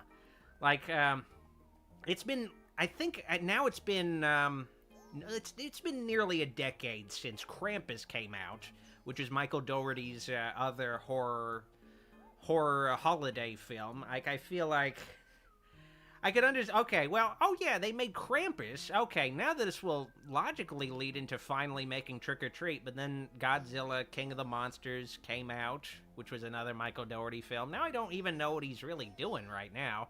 Apparently he's working on a Hellraiser TV show with, you know, the director of Halloween 2018. So I don't know, like, it just feels like if they really wanted to make a new Trick or Treat movie, like, they would have just fucking done it. I don't know, it just feels like too much time. At this point, I feel like it could work better as, I would love to see either a Michael Myers or a Sam from Trick or Treat annual anthology movie, maybe, just on, like, I don't know, HBO Max or something. I guess it's called Max now. I don't know, something like that, where it's just like, here's like a, maybe I don't know, maybe like an hour-long story with, I don't know, like, I guess if it's Trick or Treat, an hour-long story where it's just like a few segments and Sam's there to tie them all together. Could be an interesting, like, I don't know, different approach with Trick or Treat, because it's just been so long. Like, I don't like these sequels that just take forever to happen, where it's just like, in the same way I don't like, I don't know, video game sequels, where it's just like, it's just so unnecessary. Like, if you really wanted to do this sequel, you would have got it out of the way a lot sooner. Like, now it's just, I don't know, I know you want to take your time, but I remember they first announced Trick or Treat 2 like a decade ago, and it still hasn't happened, so I guess it's in development hell, but I don't know, development hell can usually mean something's not working, but I'd be open to Trick or Treat 2 at this point, but I don't know. At this point, part of me is just like, maybe it should just be one thing. Maybe. Rai Fitad says, meanwhile, Beetlejuice 2 is coming out 35 years later. Maybe Trick or Treat will be out in 2044. I mean, who knows? Like, at the same time, I feel like people, I don't know, hopefully this is a sign with, like, how long, I don't know, sequels can take, especially video game sequels. Hopefully this is a sign that people will be able to live much longer to warrant, like, because, you know, I've been waiting for, you know, another Elder Scrolls game to come out for now 13 years. They just finished Starfield, so they've just started Elder Scrolls 6, and that will probably come out in 5 to 10 years, making the total development time over 20 years, probably. Who knows? Either between 15 to 20 years for Elder Scrolls 6, for instance. Or it's like, hopefully this is a sign that, you know, people are gonna have much longer lifespans. Like, I don't know, it just sucks. It fucking sucks. I don't like having to wait fucking forever for something. Like, I can wait a reasonable amount of time. I know I'm immortal, but I'm gonna get tired of fucking waiting eventually. Like, dear lord. Oh, Ape Traits points out that The Thing PS2 is getting a remake. Now, I never got to play the Thing video game that was made in the early 2000s, so I am looking forward to, I think it's, some people have said it's a remake, but I think it's most likely just going to be a remaster, a modern port, where, you know, it'll probably have, like, some enhancements, but I would kind of doubt if it was, like, a full-blown remake, but if it is a full-blown remake, that'd be pretty fucking cool. I'd love that. I'd fucking love that. Sailor Mercury says Top Gun Maverick was a long sequel, too. Yeah, that movie came out last year. I still haven't fucking seen it. I've been meaning to for a while, but I still haven't seen it. But that was just crazy to me, where I'm like... It ended up being like a movie that made $1 billion, but on the surface, I was like, why are they making a fucking Top Gun sequel 40 years later? Like, that's just insane. And it ended up being a big hit. I mean, it's got Tom Cruise in it. I mean, well, I guess that's not always Tom is not always a guarantee that you're going to have a big hit. That Mummy, that first Dark Universe Mummy movie he was in, did not have people, like, lining up to the theater to fucking go see it. They really banked the whole Dark Universe on the fact that people are gonna definitely see Tom Cruise in a movie, right? That's all we need. We don't need to, like, show the mummies that much. We just need to show, like, Tom Cruise just on the poster with maybe some, like, spooky mummy eyes behind him or something, like... And yeah, you know, maybe they should have started with something a little, I don't know, more overtly spooky to start the Dark Universe out with, maybe, or just maybe put Tom Cruise in a mummy costume, like, I don't fucking know, like, I don't know. But you know, the Dark Universe lives on, Sammyverse. It lives on through a Universal theme park area at Epic Universe. And I do mention in the previous question, but I do pass by, the Dark Universe, well, not the Dark Universe specifically, but Epic Universe, the construction of Epic Universe, well, I guess the new Universal theme park in Orlando. I do pass by it on drive sometime, and I will say this, it does smell like fucking shit. It smells horrible over there. Like, they're doing, I don't know, they've been doing something with, like, this, I don't know, like the sewer system over there or something to accommodate Epic Universe, because there's gonna be millions of tourists coming there to take a shit, but at the moment, that whole area smells so fucking bad. I kind of feel like when Epic Universe opens, they're gonna need, like, an air freshener or something for that whole fucking part of town. It's crazy. Man. Okay, says freaking Tom Cruise, he barely aged and does his own stunts still. Yeah, I mean... you gotta appreciate Tom Cruise. I mean, he did all of his own mummy stunts, I imagine. Like, that's the cool thing about Tom Cruise, is that he truly is the last movie star. The last truly famous guy. Also the most famous Scientologist, so that's gotta count for something. He's a lot more famous than any of the other Scientologists. I mean, Leia Remini? Get real. More fucking famous than her. She's not even a Scientologist anymore. Anyway. Alright, Venom X Shocker says, there's a prequel to Rosemary's Baby coming soon. I feel like I heard about that prequel, but what really shocked me was I think they made a Lifetime made-for-TV, I think it was maybe a TV miniseries or just a made-for-TV movie of Rosemary's Baby, like, a decade ago that I didn't even fucking hear about. Like, there's, like, entries in... Well, I guess Rosemary's Baby shouldn't be considered a franchise, but there's just entries in, like... I don't know, like, iconic movies that I just... They'll just come out and I'll just, like, will not hear about them at all. Like, they're just that shitty and mediocre. I don't really need any more Rosemary's Baby, I guess. I mean, I don't know. I guess maybe I would be interested in seeing Rosemary's adult son or something. Like, maybe the kid grows up. I don't necessarily need a prequel to Rosemary's Baby, because what would that even be about? Like, I know they made an Exorcist prequel, an Omen prequel, and I heard good things about it, but I still haven't seen it. What would a Rosemary's Baby sequel be about? Like, Rosemary's fetus? Right? It was already a fetus, I suppose. Rosemary's egg or something? Like, are we gonna see the devil fucking Rosemary for 90 minutes? Like, what is it gonna be about? Like, I don't... You know, we know all the information from the original movie just on its own. So I'm just like, what can you really do with a Rosemary's Baby prequel? Like, what? yeah, I'm just like, I don't know. It's just weird. It's like, I mean, at least with Exorcist, they tried to continue it with its most recent Exorcist movie. That movie sucked, but, you know, at least they tried to go forward with it. I just don't know really what the appeal of some of these prequels are, where it's just like, or horror prequels in general. There are some pretty decent horror prequels, but most of the time it's just like, why do we need to know so much about the backstory of this? Like, it's cooler when it's like mysterious and you kind of wonder about it and you can speculate on the nature of the evil and shit like that. But it's just like, no, we'll just fucking tell you everything about this horror and you just won't really be all that intrigued by it. It'll just be like, yeah, this is the horror. This is the horror. This is what the horror's whole deal is. He's like a normal guy at first, and then something bad happens to him, and then he becomes really sad, and then he starts killing people or whatever. Like, I don't need to know that stuff. Like, I don't know. I want to see him already fucking killing guys, or already, like, a thing where it's already, like, an evil entity or monster or what have you. I don't need to, I don't know. I don't like to spend a lot of time on the backstory bullshit. I don't need it. Venom X Shocker does say Orphan First Kill is a solid prequel. I did hear that. But at the same time, well, then again, I did see the first Orphan, and I was like, all right, this is going in a questionable direction in the final act.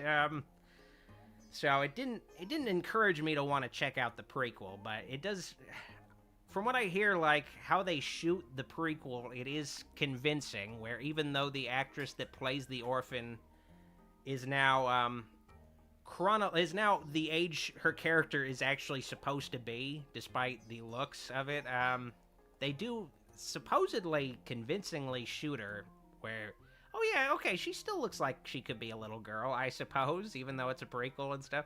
So I do gotta hand it to that, to do that, but I'm just not super interested in seeing even, like, an Omen, not an Omen, an Orphan prequel. Like, I don't know. I don't know if I need to see, I'm not in a huge hurry to see a lot of prequels, I guess, you know? I'm not in a huge hurry. Joseph Schenkenfelder asks, how about reviewing the Monster Squad? Oh, don't worry. That'll come very soon. Don't worry. Don't worry. Spooch says Ring Zero is a based horror prequel. Okay, well, I haven't seen that. I know there's, like, some good horror prequels. It's just, I don't know. Usually they're kind of mid, as the kids would say. They're kind of mid. There can be some good ones, but usually I'm just like, why are you making a prequel about Rosemary's Baby? Like, it's already a baby. It can't fucking do anything. Like, the horror of Rosemary's Baby is the potential of that fucking baby. Same thing with, like, The Omen, where it's like, I guess the cool thing with the original Omen series was, all right, well, here's Damien as a kid. Now he's like a teenager, and now he's like a full-grown man, and you see that whole progression. Admittedly, it was most interesting when he was just like a kid, and it becomes this, like, Gregory Peck just trying to find a way where he doesn't have to kill a little kid who's, like, essentially the Antichrist, where it's like, oh, that's an interesting, you know, a moral dilemma right there, where it's like, are you gonna kill this kid? Are you gonna really willing to be able to kill this kid? And yeah, the answer is yes. Gregory Peck will totally kill the kid at the last second, right as the police shoot him in the fucking head. So that's, like, interesting. The issue with, like, the further Omen movies was just, well, there isn't really much of an interesting moral development.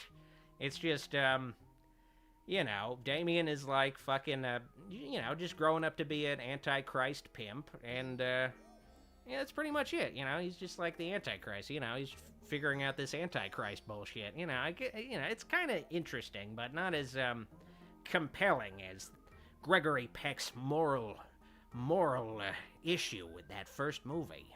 Alright, let's see, UJ Evans says, most prequels just don't make much sense. Why would I care what happens? Oh, wait. Why would I care what happens? Oh, wait. Why would I care what happens when I can already see the end result in the original? Yeah, you know, it's just, I don't know, you have to have some real balls to be like, I can come up with a super interesting backstory to a story that has already been, like, concluded. You know where it's gonna go, completely.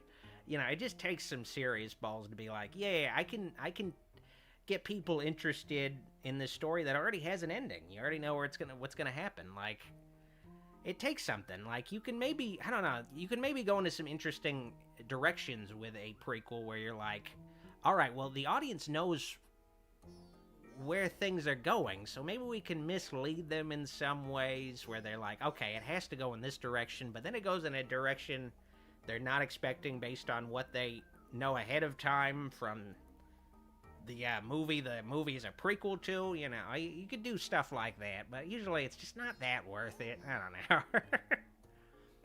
Sailor Mercury says, anyone remember the Child's Play remake with Mark Hamill?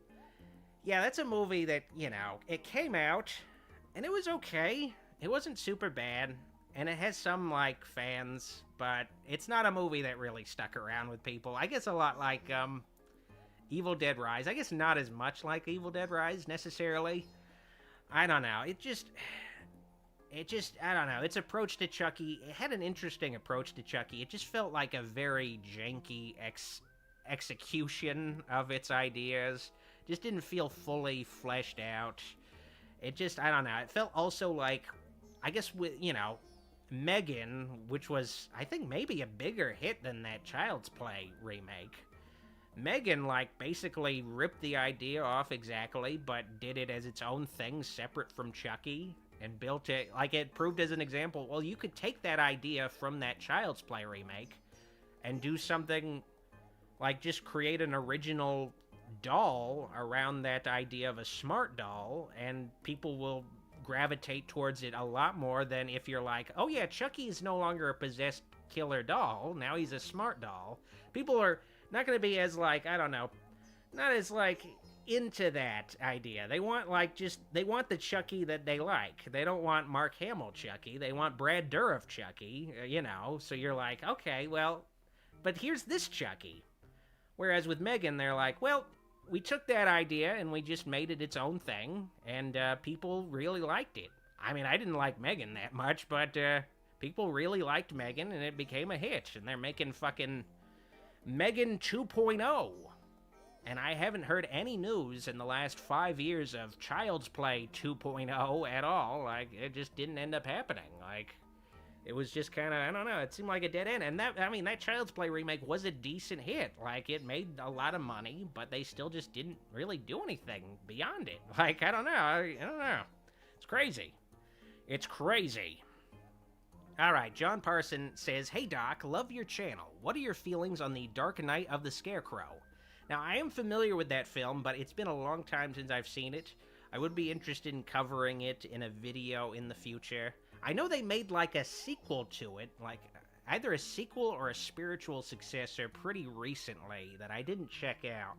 So I'm definitely interested in, you know, giving that some attention. Also giving some attention to just, like, there's some pretty cool, made-for-TV slasher, well, not slasher, horror movies from the 70s, like, that really pushed the boundaries of what you could get away with on network television. Like, John Carpenter did Someone's Watching Me, and Spielberg's first full-length movie was Duel, which is, like, maybe the best made-for-TV movie of all time. There's some, like, really great early made-for-TV movies that are essentially on the same level as, like, an actual theatrically released movie. Like, there was some pretty fucking great made-for-TV movies. It kind of, like, I don't know, eventually, once, they start, like, once network TV started actually, syndicating a lot of, more recent movies, at least for the time, it felt like, okay, well, we could just play, you know, John Carpenter's Halloween. We don't need to make, like,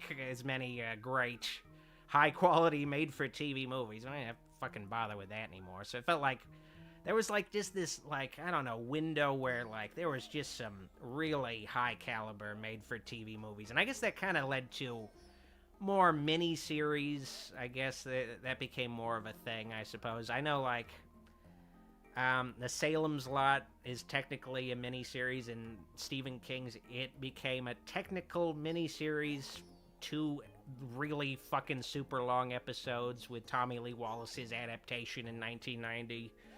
Man, just those fucking 70s made-for-TV movies. Fucking awesome. Fucking awesome. Alright, let me see. Let's find another question. Retro Broski asks, "Hey Doc, big fan. What are your thoughts on the Chucky TV series?" Admittedly, I still haven't fucking seen the Chucky TV show. I've been meaning to see it for the sake of making, some videos on it, but I just never had the time to sit down and watch a whole show.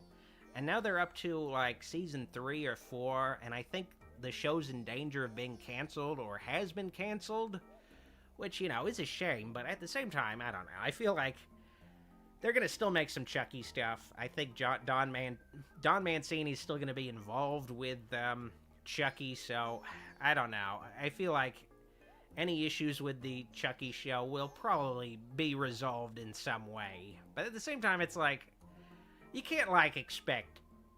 I don't know. Well, I guess maybe Chucky can just go on forever, I guess, like the original incarnation of Chucky. It is pretty impressive that Chucky, besides the 2019 remake, has been essentially the same version this entire time since 1988. It's pretty impressive, like nearly 40 years, and it's still Brad Dourif, and it's still, despite like tons of continuity issues throughout the series, it's still essentially the same timeline and everything into this TV show. It's pretty impressive. I do feel like the issue with the TV show potentially is the barrier of, well, you have to, I mean, I guess maybe the show helps new viewers get into it where you don't need to see the movies, but the TV show is ultimately based on it's based on like 6 or 7 movies of continuity that you have to catch up on, I guess. Like, it could get a little, I guess, intimidating for a new viewer, but it's impressive that they were like, yeah, we're gonna continue this storyline that was set up in like the last 2 direct-to-video Chucky movies and make that like the essentially the pilot for our Chucky TV show. It's it's impressive. It's impressive that they went in that direction. Mikey Jesus has a super chat. Thank you, Mikey. "You are my favorite, Doc. Is there a franchise you want to like but don't enjoy any of the entries of? For example, mine is Paranormal Activity." Well, I mean, okay, I guess, I don't know. It's not totally a franchise yet, but I guess it's technically pretty much a franchise. But I've heard really good things about Terrifier 2, but I didn't like Terrifier 1 and All Hallows Eve, and I'm afraid, I don't know, I'm afraid I'll watch Terrifier 2, and I won't like that one either. Even though I've heard good things about it, like people love it, I'm afraid I might end up not liking it. So I've been avoiding watching Terrifier 2 this whole time because I'm like, I might not like it, and I might make a video and like, I don't know, upset people because I didn't like it. So I'm like afraid of that. Like, I'm just like, oh no, I don't want to. I'm like afraid of not liking the movie, so I'm just like not watching it this whole time. It's fucked up. It's not right, but people fucking love that Art the Clown. But I don't know, I just wasn't into his early work, I suppose. Maybe I heard like Terrifier 2 is a huge improvement, but at the same time I'm just like, oh man. I'm just afraid. Afraid I won't like it. Alright, let me see here. Sailor Mercury does say, "I never saw Cult of Chucky." You're not missing out on much. Well, I guess you're missing out on Brad Dourif's daughter making out with Jennifer Tilly. I guess that's a reason to watch Cult of Chucky. That's not bad. Not bad at all. Alright, I'm going to give some shout-outs, and then I'll return to answering your questions. I want to give a shout-out to Captain Meinstein's YouTube channel. He's a costumed host like me who reviews horror films. Subscribe to him today. Give the Steam Lords Kickstarter One Weekend in Horrorland some support. It's a Goosebumps-themed horror convention. I pledged to it myself, and there's only about a week left to make it happen. Please, follow the link in the description now. Next, I'm going to have to suggest that you subscribe to Rockland Graves Productions. He just reached over 30,000 subscribers and is a real up-and-comer in the realm of horror YouTube. Subscribe today. I gotta give a shout out to the Six Squad, a YouTube channel with unique style and a wide range of horror content, including reviews, music, and so much more. Subscribe to the Sick Squad today. Whoops, I almost forgot to give a YouTube shout out to Trevor Seance's YouTube channel, The Hollow Seance, where Trevor has been sharing his highlights from trips to Universal's Halloween Horror Nights. Give The Hollow Seance a subscribe today. Alrighty, I'm back. Subscribe to all those fine fellows. Okay, Ethan Hart has a super chat. In Terrifier 2, Art the Clown discovers Jesus and makes amends for his actions in the first movie. Okay, that does compel me. I don't know if that's true. I guess, I don't know. Part of me feels like that's such an insane thing that you said to me that I have to see the movie now to find out if that's true. It would be a very interesting that Terrifier 2 became like God's Not Dead or something, where it's just like this ultra Christian fucking movie that's not a horror movie. I can't believe that though, but then I see it and then it's true. I don't know. I could imagine Terrifier 3 going in that direction, because it is a Christmas movie though, where Art the Clown learns the true meaning of Christmas. That would be something. Lady Carmilla asks, "Hey Doc, did you listen to the Merkins? I've had a lot of fans show me their music videos, and they're pretty fun. They're pretty fun." Xavier says, "Brad's daughter said her friends are jealous she got to kiss Jennifer." Damn. Oh man, I mean, I don't blame him. I mean, she's a stone cold fox. It is crazy that she's in her 60s now, but she's looking pretty fine to me. It's also crazy, like, Jennifer Tilly got started in the Chucky franchise when she turned 40. She doesn't look 40 at all in Bride of Chucky. It's insane. I guess it's that I don't know. It's crazy because, like, I don't know. She's like half Asian. Maybe that has something to do with it. I don't know. Okay. All right. All right. BKJ Bearcat 78. Ask, is there any 60s horror movies you like / would want to review? Oh yeah, I recently saw Peeping Tom, which came out the same year as the original Psycho, and that's a fucking fantastic classic horror movie. It's very coincidentally similar to Psycho, but it's also just its own thing completely. I would be really interested in covering that in a video at some point.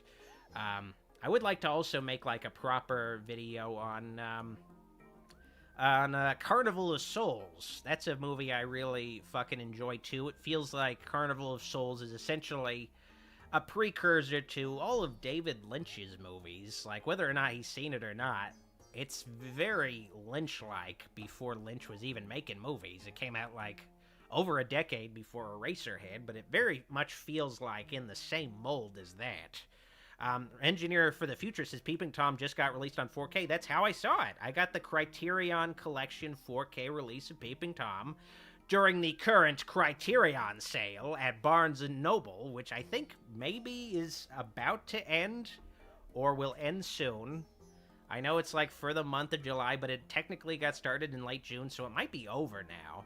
But if you're interested in, like, some classic horror movies that are a little, not the, standard ones that everybody knows, like Psycho, like the Criterion Collection is a good way to, I don't know, like, especially the Criterion channel. It can expose you to some really great classic horror movies that you don't necessarily hear about as much, but they're still influential. And I feel like, that... collection of physical media is a great highlight of, like, some underrated horror movies. There's quite a few horror movies in the Criterion Collection. In fact, most of my Criterion Blu-rays are just horror movies. Not all of them are, but quite a few of them are. I was surprised by how many more horror movies they've been adding to the Criterion Collection. Like, even Night of the Living Dead has like a really great 4K / Blu-ray release pretty recently, which was the last, like, before George Romero passed away, like, the last authorized version of Night of the Living Dead. So it's like, I was amazed by how fucking great Night of the Living Dead's Criterion release looked. I've been so used to seeing Night of the Living Dead in like shitty VHS quality or in just really bad taped versions where it's very fuzzy. You can't tell what some things are. Like, finally being able to see the movie in proper clarity was just fucking amazing. Just incredible. Like, being able to see the grain and everything, too. It was like seeing the movie for the first time all over again. And I know some people are like, I like my movies looking really shitty. Like, I prefer VHS tapes and stuff. I know some people are like that. But ultimately, I just like to I like to be able to see what's going on in the movie. Like, I don't know, that's just my thing. Like, I like to be able to see, to really appreciate the visuals of a film completely and not have it be, like, obscured by, degradation over time. I know that's, like, an appeal and a nostalgic appeal for some people, but for me, I'm just like, man, give me that fucking clarity. Oh, man. Sammyverse says, did you hear about the sequel for In a Violent Nature? I did hear about that. And, I didn't really like the first one that much, but, I can see, potential for a sequel to In a Violent Nature for sure. Hopefully it's one of those sequels where they, I guess listen to some feedback. I don't know, it had some really cool...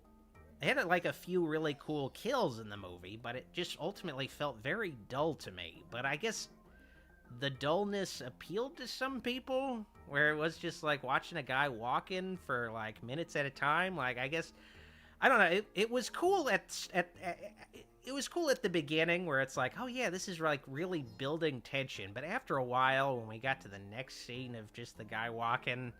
And where, like, not to spoil it too much, but the final act doesn't really have any real, I don't know, it doesn't really come to any real conclusion beyond some kind of fucking weird metaphorical or whatever. Like, I don't know, it just left a really bad taste in my mouth, because I was really looking forward to the movie, but it just did not do it for me overall. It just felt, I don't know, just felt like an incomplete idea. I don't know. But I think a sequel, they can really, do a much better job with a sequel. They can really take what they learned from the first movie and do it much better. Rich S says, love you, Doc. You ain't the same... I don't know what... Okay, I don't know. C and pound... what is that? Euro? T... Okay, I guess he's supposed to say, love you, Doc. You ain't the same shit like on YouTube. Okay, I'm not totally sure. I guess you're saying I'm not like all the other shit on YouTube, I guess. But thank you, Rich Ass. Thank you. Thank you for the support. UJ Evans says, I saw that Linnea Quigley was trying to crowdfund a Return to Living Dead sequel, but it's been 3 months and there's no details in the plot, so we'll see how that turns out. I didn't hear about that at all. I feel like I don't think she would own the rights to the franchise. So I think maybe either she doesn't know that or understand that, or maybe you just misunderstood that she wanted to make a spiritual successor to Return of the Living Dead, which I can understand that, but I don't know. I'm just like, why would I? I don't know. Why would I go to Linnea Quigley to do that? I know she was, like, one of the highlights of the original Return of the Living Dead. I think maybe one of the main reasons why a lot of young boys first saw Return of the Living Dead, to see Trash dancing naked. It's definitely one of the best parts of the movie, but, I don't know, like, I'm guessing it's on Indiegogo, where they have, like, flexible funding, where you just donate, and you hopefully the thing eventually gets made, but yeah, I don't know. I based on what Linnea Quigley, like, will appear in lately, like, the kinds of movies she shows up in, like, the super shitty movies that, like, are shot inside rented mansions and shit. It's just, like, a bunch of random B-horror movie queens just, like, hanging out in a mansion, and then, like, the lights go out and spooky shit happens. Based on, like, those kind of shitty movies that she appears in. Like, I don't know. I wouldn't have much hope for, like, another Return of the Living Dead, I suppose. Greetings to Injustice James. Greetings to you. Kelly C says, "Hey Doc, new subscriber here. Just wanted to know how you feel about the constant horror reboots and sequels. Do you feel like it's getting tired?" I guess I'm biased because if they said they were gonna make another Halloween movie like tomorrow, I'd be like, all right, I'll fucking see Halloween. I'll see the next Halloween movie, see how it turns out. It might not be good, but you know, I'd be interested in seeing some more Michael Myers. You know, I feel like, I don't know. I think there's just rights issues as far as like things you want to see, maybe more. You'd more likely want to see continuations of, I suppose, where, you know, I would love to see another Freddy movie, like another take on Freddy. Ideally, even like if they could figure out how to bring Robert Englund back or something, but just the rights situation with Wes Craven's estate just kind of makes it a little bit more difficult. Or, like, you know, with Friday the 13th, it's just been very difficult. Like, for whatever reason, like, Warner Brothers can still use Jason in something like Multiversus and other bullshit. Like, oh yeah, you could play as Jason in a video game, which lends some credence to the fact that, yeah, that Friday the 13th game, they just did not want to finish it. They just abandoned it and just used the rights situation as an excuse. But you could still do stuff with Jason. It's just, I don't know, there's something about the movie situation where they just can't make it happen, I guess. I don't know. It's kind of crazy, but I guess technically with Jason, though, the Jason situation is, well, you can't quite use Camp Crystal Lake. You can't use Mrs. Voorhees and, you know, the earlier version of Jason necessarily, but, you know, still, like, but the point is, like, we're not seeing, like, lots of really beloved horror franchises necessarily continued. Feels like Hollywood is, like, you know, going more for, okay, this is the stuff that we do have the rights to, the stuff that's been made more recently that we can figure out how to make another one, too, where it's like, they made an Orphan prequel, which I heard good things about, which was mentioned earlier in this stream, but it's like, was anybody really begging for an Orphan prequel, 14 years after the first Orphan movie? Was anybody asking for it? Not really. I mean, they got a movie that, you know, the Orphan fans really enjoyed, but it's like, I don't know. But at the same time, you know, they made Saw 10, and I thought that was my favorite Saw movie. I really liked Saw 10 in a way that I didn't like a lot of the other Saw movies, and I've seen all the Saw movies except still Spiral. I have not seen Spiral, but, you know, you could get really surprised where they dust off a horror franchise and it ends up, you know, being something pretty good. It's just, I don't know, I just want to see, like, Jason finally again. I want to see what you could do with Jason post-Halloween 2018. Like, the kind of crazy violence you could do with that today. It would be so cool. And maybe finally make a Friday the 13th movie where it gives you all the things you want from a Friday the 13th movie, but it has a little bit more, you know, a more interesting set of characters and a more gripping narrative to wrap around the kills. Like, you know, I'd love to see Friday the 13th come back for sure. It's just, I don't know, lots of, I don't know, other horror franchises I'm just a little bit more, you know, blasé about. Beavis says you don't need to see Spiral. Okay. All right, I feel safe in knowing that.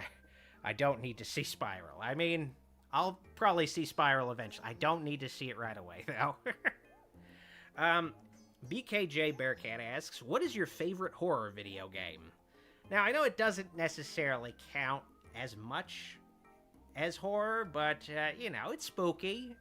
It's BioShock. I love BioShock. Now, it's not like... It's got scary stuff, like Rapture is a scary environment. I guess my close second favorite horror game is an actual horror game, which is the spiritual predecessor to BioShock, System Shock 2. That game is really scary. Like, it's so scary that I just have so much trouble whenever I play it, just finishing it, because the Von Braun, the spaceship that the game takes place on, is just so scary to me. Just through the sound effects in the game. System Shock 2 is just... Same thing with Bioshock, just the soundscape of both those games is just really fucking scary to me. Well, System Shock 2 mainly is really fucking scary to me sound-wise. A lot of the splicers in Bioshock sound a little, a little bit more goofy and funny, but man, like the voices you'll hear on the Von Braun just really, really creepy.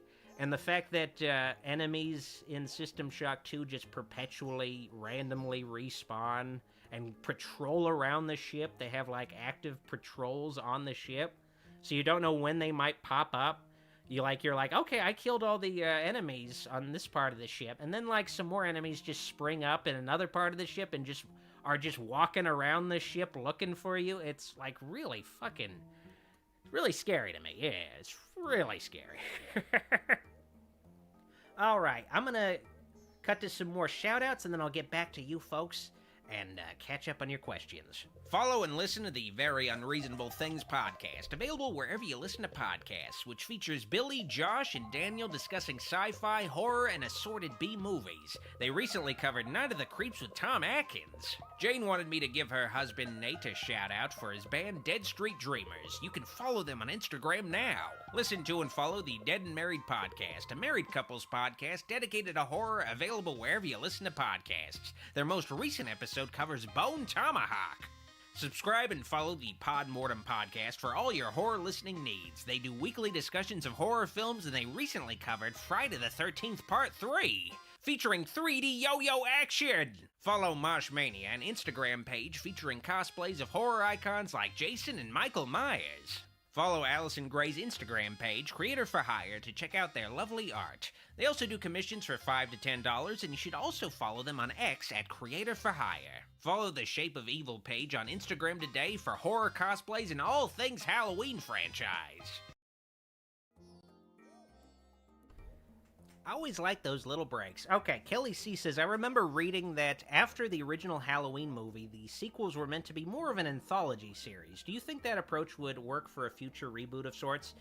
That's a bit of a, a misconception with the Halloween series. The original Halloween was the be-all, end-all as far as John Carpenter was concerned. Then he got asked to make Halloween 2, and he had, like, his own ideas about what a sequel would be, where it would be like, okay, it's basically, the original idea for Halloween 2 was basically John Carpenter, a rehash of John Carpenter's TV movie, Someone's Watching Me, where it'd be about Michael Myers going after Laurie Strode at a high-rise apartment in, I believe, Chicago or something like that. He stalked her all the way to Chicago, something like that. But then, Rick Rosenthal was like, can we just make it take place on the same night? John Carpenter was like, well, can't really think of a whole lot to do on the same night, but I'll give it a shot. And then, after Halloween 2, it was designed to basically kill off Michael, and Universal wanted another Halloween movie anyway, so John Carpenter was like, well, can't just bring back Michael, so let's turn it into an anthology series, starting with Halloween 3. And, I don't know, ultimately, I just like Michael Myers a lot, even in, like, some weak movies, but the idea of an annual Halloween anthology series is a cool idea, like a movie series that's anthology-based and takes place on Halloween, every entry, where that's the main thing. That'd be a cool idea.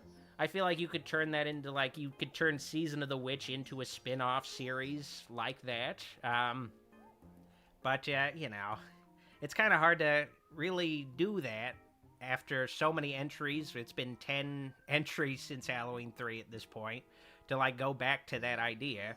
But I don't know, maybe you could do something with streaming, where you could, one idea I had about with Michael Myers' Halloween anthology series is you could make an anthology movie annually where you'd have essentially 3 segments in the movie that all take place on Halloween.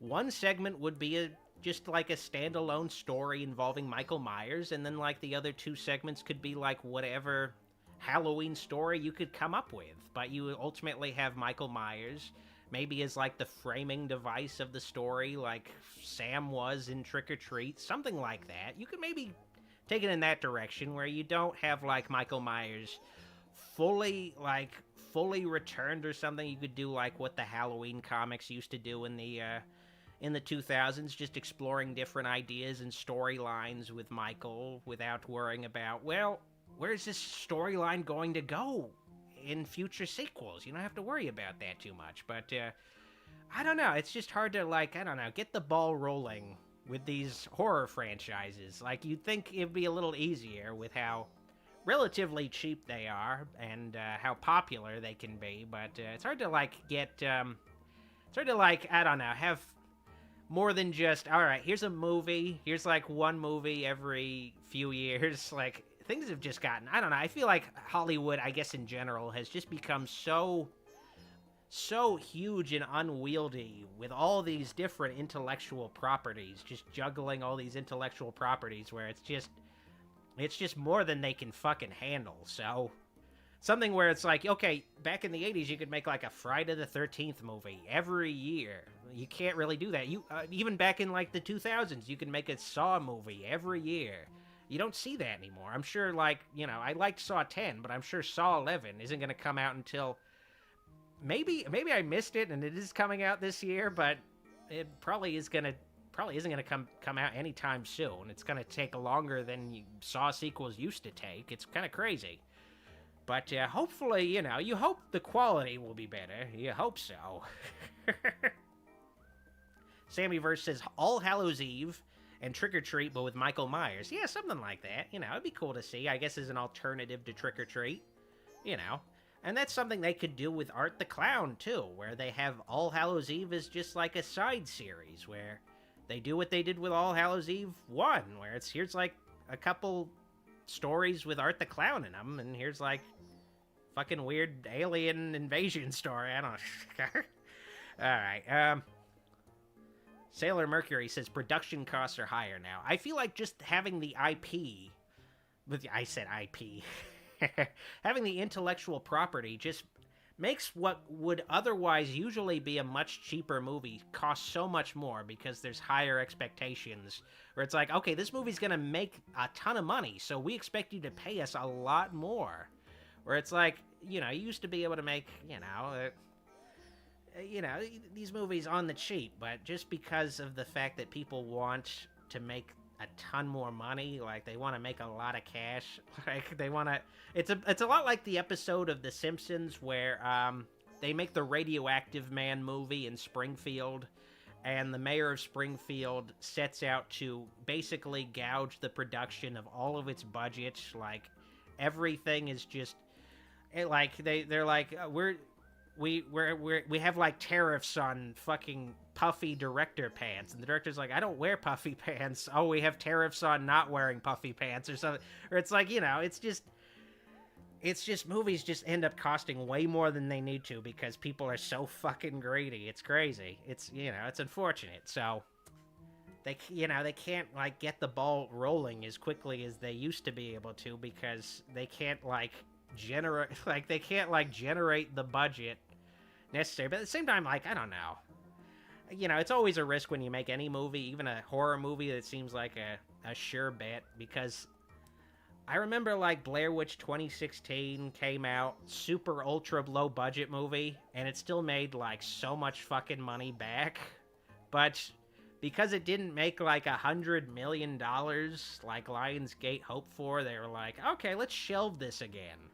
And now finally, Blumhouse is making a new Blair Witch movie, which I don't know how they're going to handle that. I'm kind of afraid of that, but, you know, maybe that'll be a one and done too, because it won't make what the original movie made. Like, there's this expectation, like, okay, you know, you make a sequel now, it's got to make as much or more than the original film, and that's not always going to be the case. Like, Blair Witch was just like a very special case that you can't really repeat, but I don't know. It's unfortunate. All right, JC says Saw 11 was announced for this September, but they haven't even started filming it. Okay, so clearly there's some issues there. But, you know, if it was announced for this September, it'll probably come out next year, I guess. I actually thought it was going to come out this year, but then I didn't really hear anything else about it. There hasn't been trailers for it, so I guess it's safe to say that probably has been delayed. They're definitely going to make Saw 11, though, because it's that last one made a ton of fucking money. A ton of fucking money. Like, a crazy amount of money. Nate Malice says, Twisters was a decent film. I'm actually interested in checking out Twisters. I started rewatching the original movie because I feel like I didn't even watch the original movie in its entirety. Like, I feel like maybe I just caught bits and pieces of it on TV.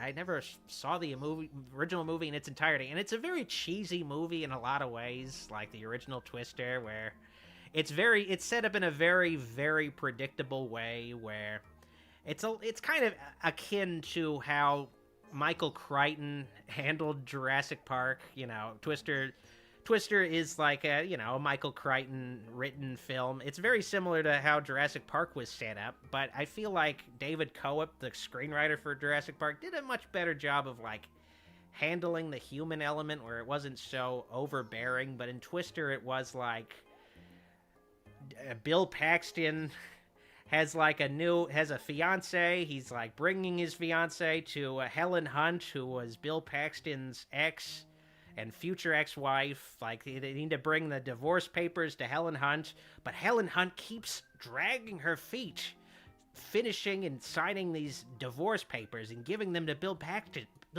because part of her wants their relationship to continue. And it's just like, I don't know, it's very, it's just so telegraphed what direction the story's going in, but, the tornadoes are cool. I want to see Twisters just to see some fucking tornadoes. That'd be fucking cool. Nate Malice says, rest in peace, Bill. Yes, rest in peace to Bill Paxton. You know, between the two Bills, Pullman and Paxton was my favorite, you know? Paxton was my favorite. Bill Pullman's really good too, but Paxton, oh man, he was just, I don't know. He was just the best. I don't know what else to say. He was the best. All right. TJ says Deadpool Wolverine was pretty funny. Yeah, it was a pretty funny movie. Max Taylor says, hey Doc, ever thought of reviewing the horror film Phantasm? I will be reviewing that film at some point soon, possibly for October.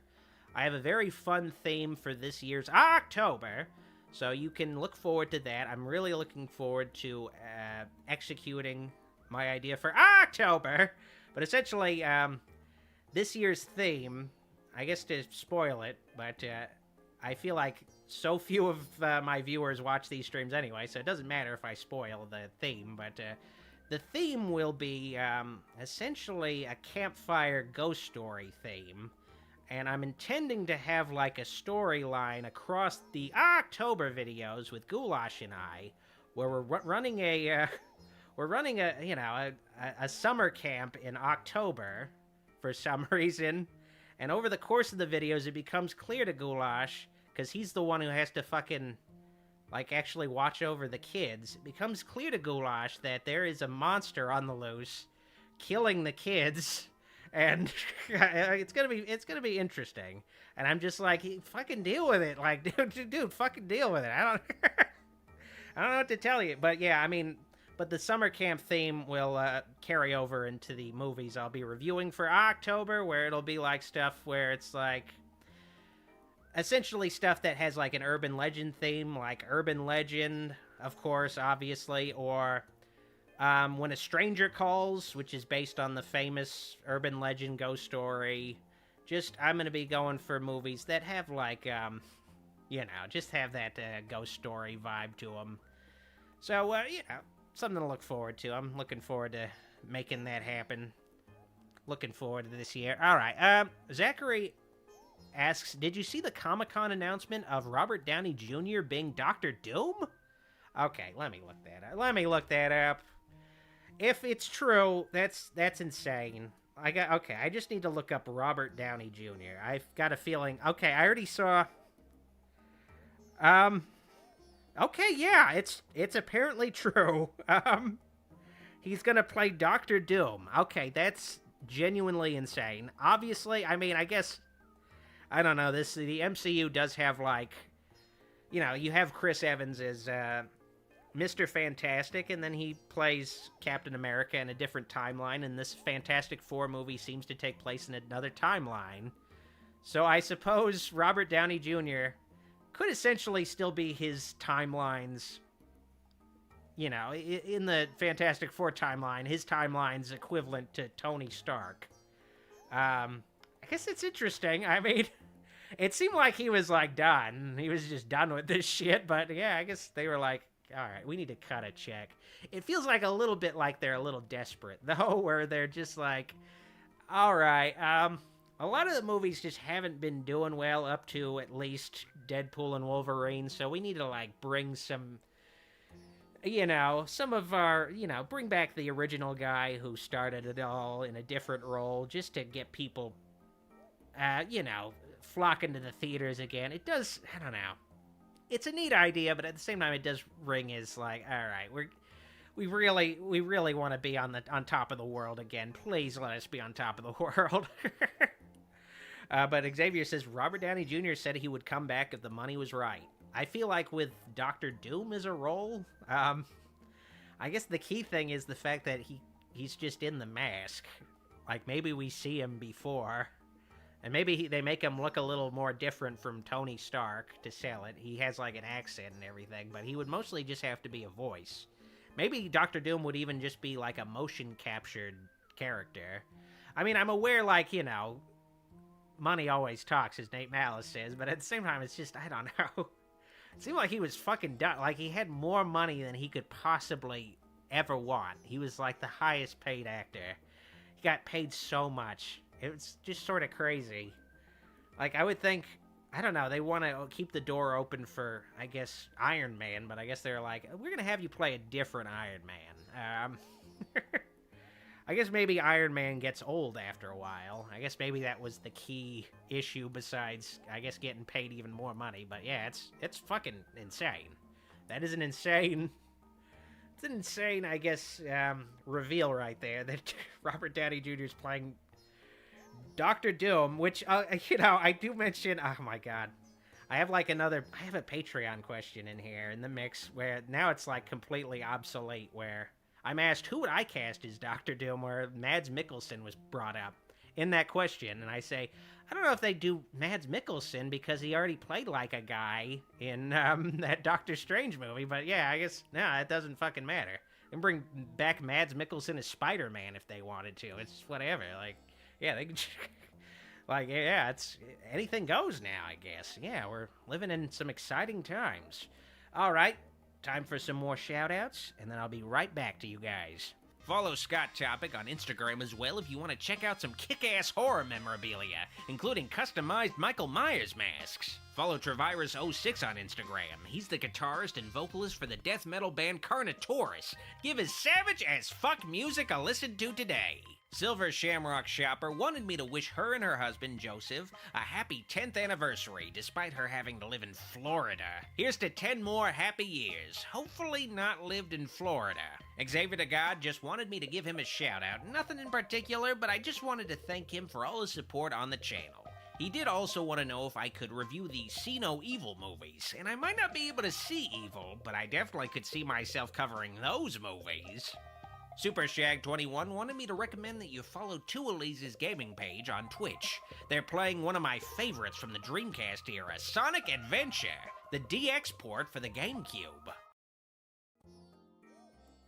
Alrighty, I'm back. Mike the Wolverine says, Robert Downey Jr. is going to be playing a variant of Iron Man who becomes Doctor Doom from a different universe. I guess it's an interesting idea, but at the same time, I'm like, I don't know. I hope they can handle that direction well, because I feel like Doctor Doom is just a cool character on his own. I'd be really afraid if they were just like, yeah, Doctor Doom is just a different Iron Man. He's just Iron Man. I don't know. I'd be a little disappointed by that. Neen Arzaval says, just join the Patreon. Thank you, Neen Arzaval. But yeah, I don't know. I'd be a little disappointed if it was just, yeah, you know, Doctor Doom is Tony Stark, but if he became evil, I don't know.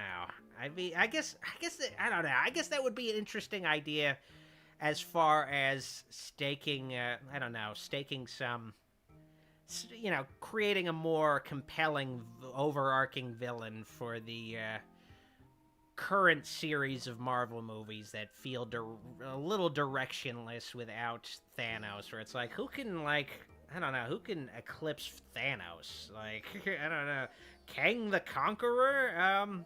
No, what if you went back to the original MCU hero, and you were like, let's make him evil? I guess that would be pretty cool. I guess that would be interesting. But at the same time, I'm like, well, does he have to be Doctor Doom then?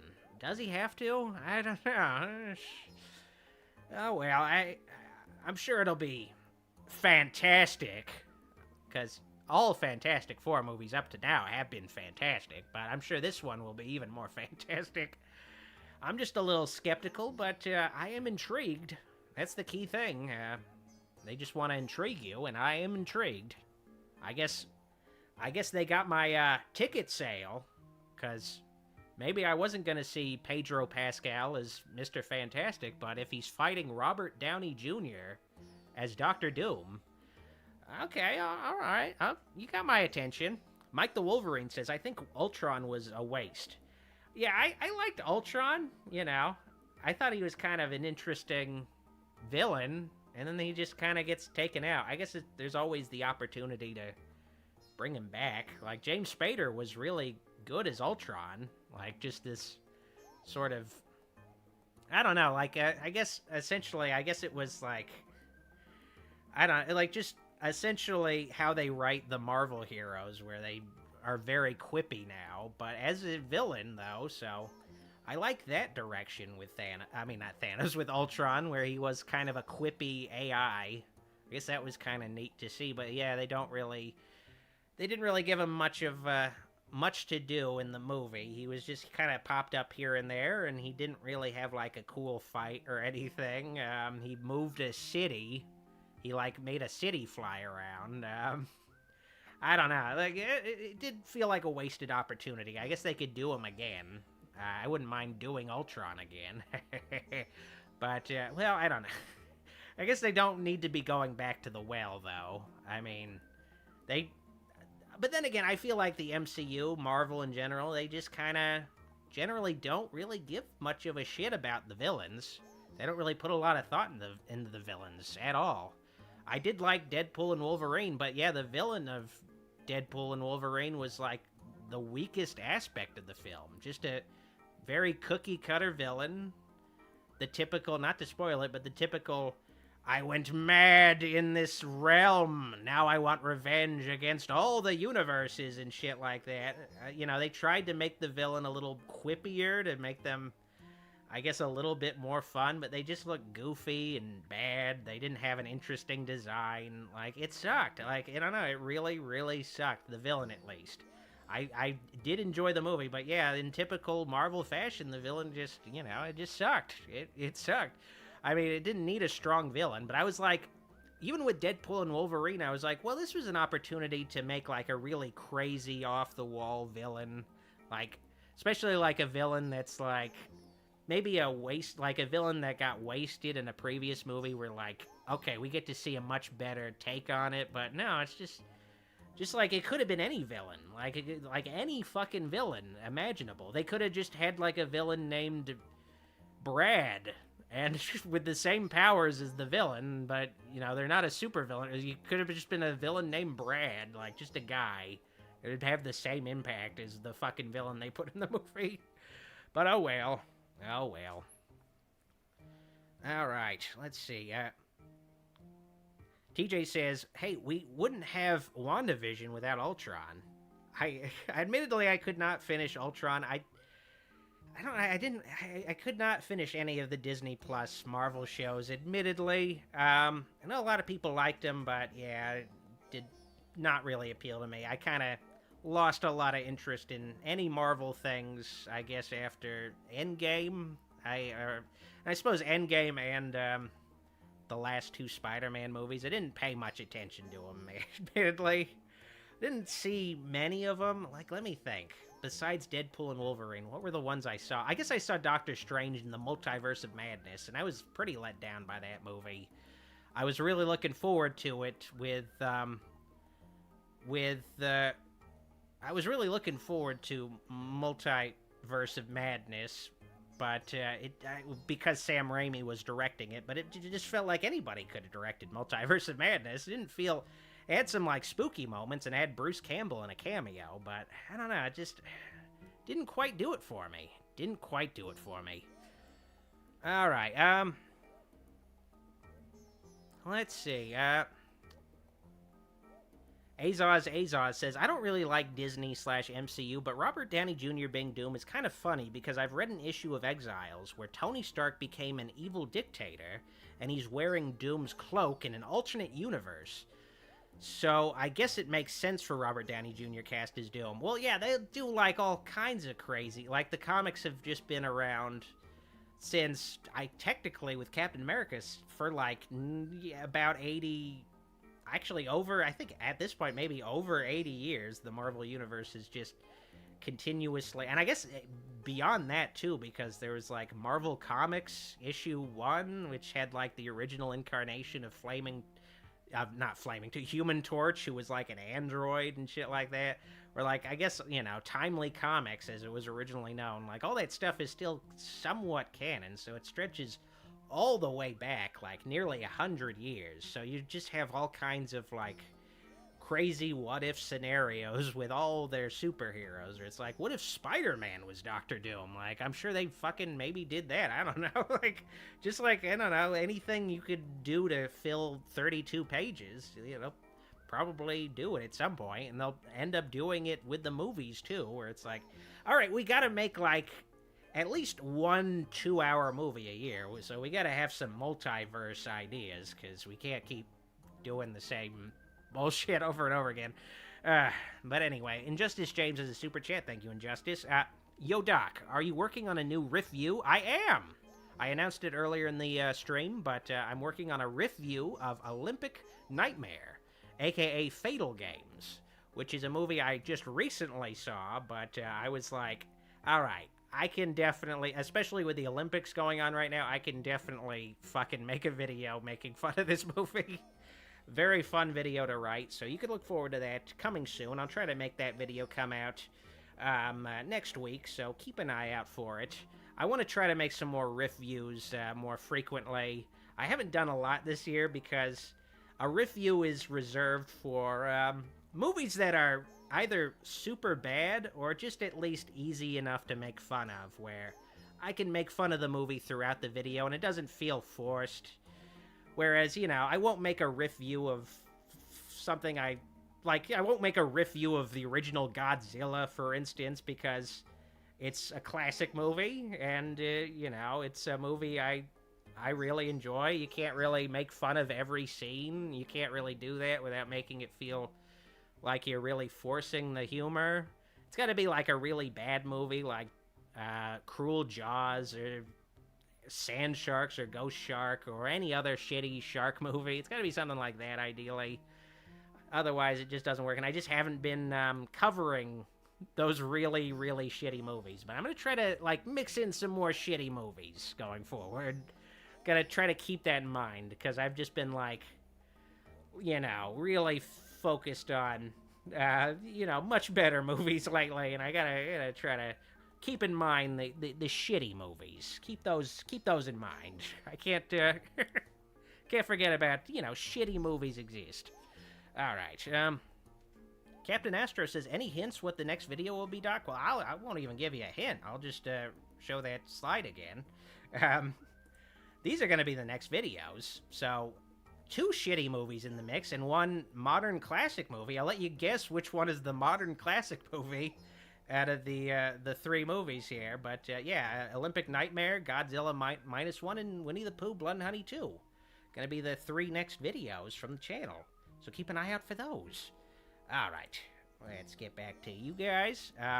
Injustice James says Piranha 3D. I do gotta cover the Piranha movies. Those are definitely ideal for some riffing. I did want to this year, and I think maybe I could still have an opportunity before October begins. But I did want to do a Shark Week where I plan, because I know the real Shark Week has passed, but I wanted to do my own Shark Week where over the course of 7 days, I have 7 different pieces of shark content, either streams or videos.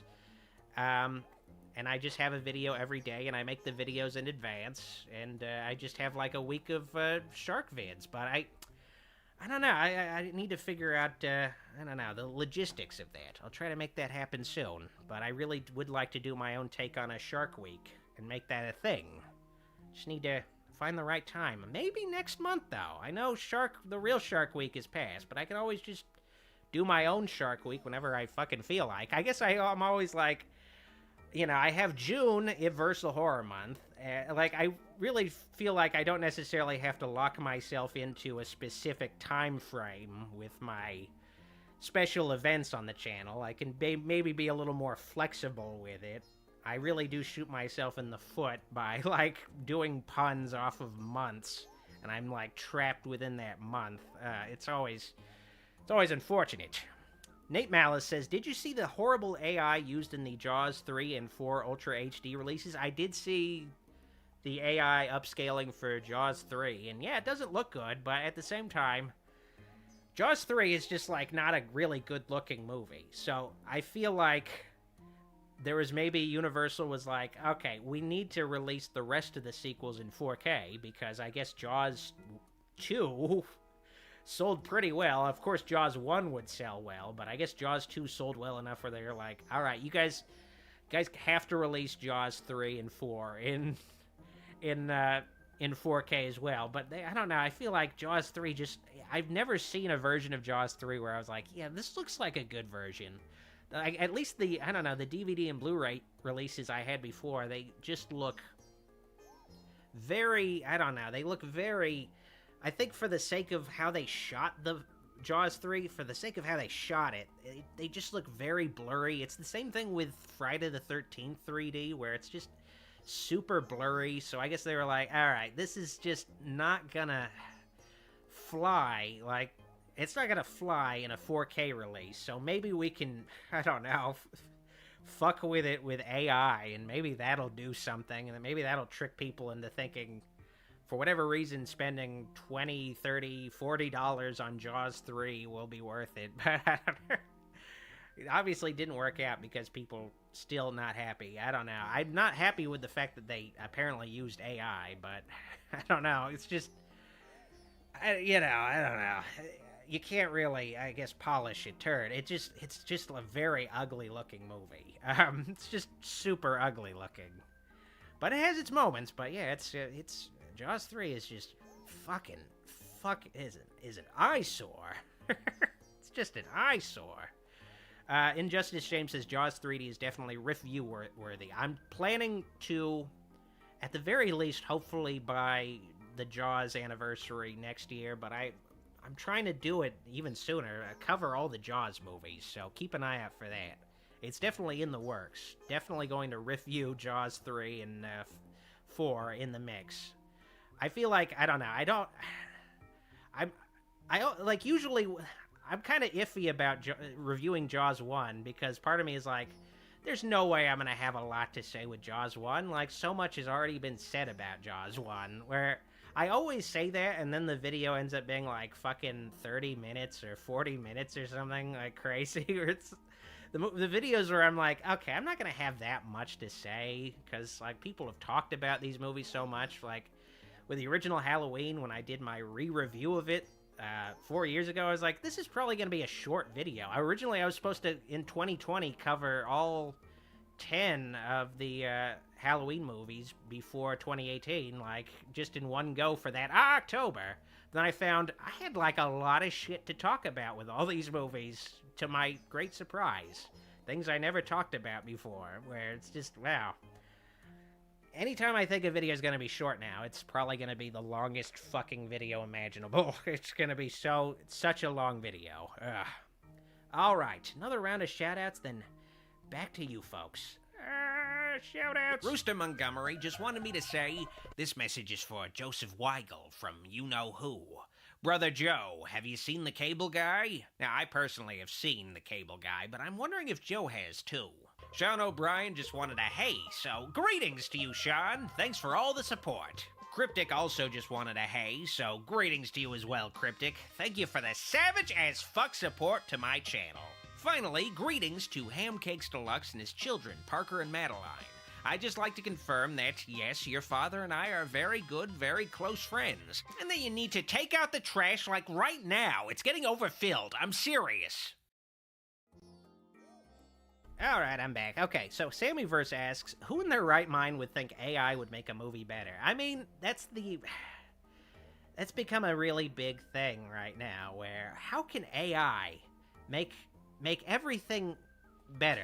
How can AI just do everything for us? How can we get AI to just perform miracles? Where there's just this sense, I'm sure maybe like an executive was like told at Universal, yeah, Jaws 3 is just not gonna really cut it for a 4K release, and they maybe just were like, just put it through AI. That's like a big thing. Like the AI will make it look better and upscale it and stuff, and it just made it look worse. But they're like probably convinced, yeah, no, this is gonna, you just have AI do some shit to it and it'll work magic. I did see like AI has just become like a really common thing now for movie remasters, where even something like Avatar, like James Cameron's Avatar, its recent 4K release was done with AI because the original, like, Avatar was mastered in 2K.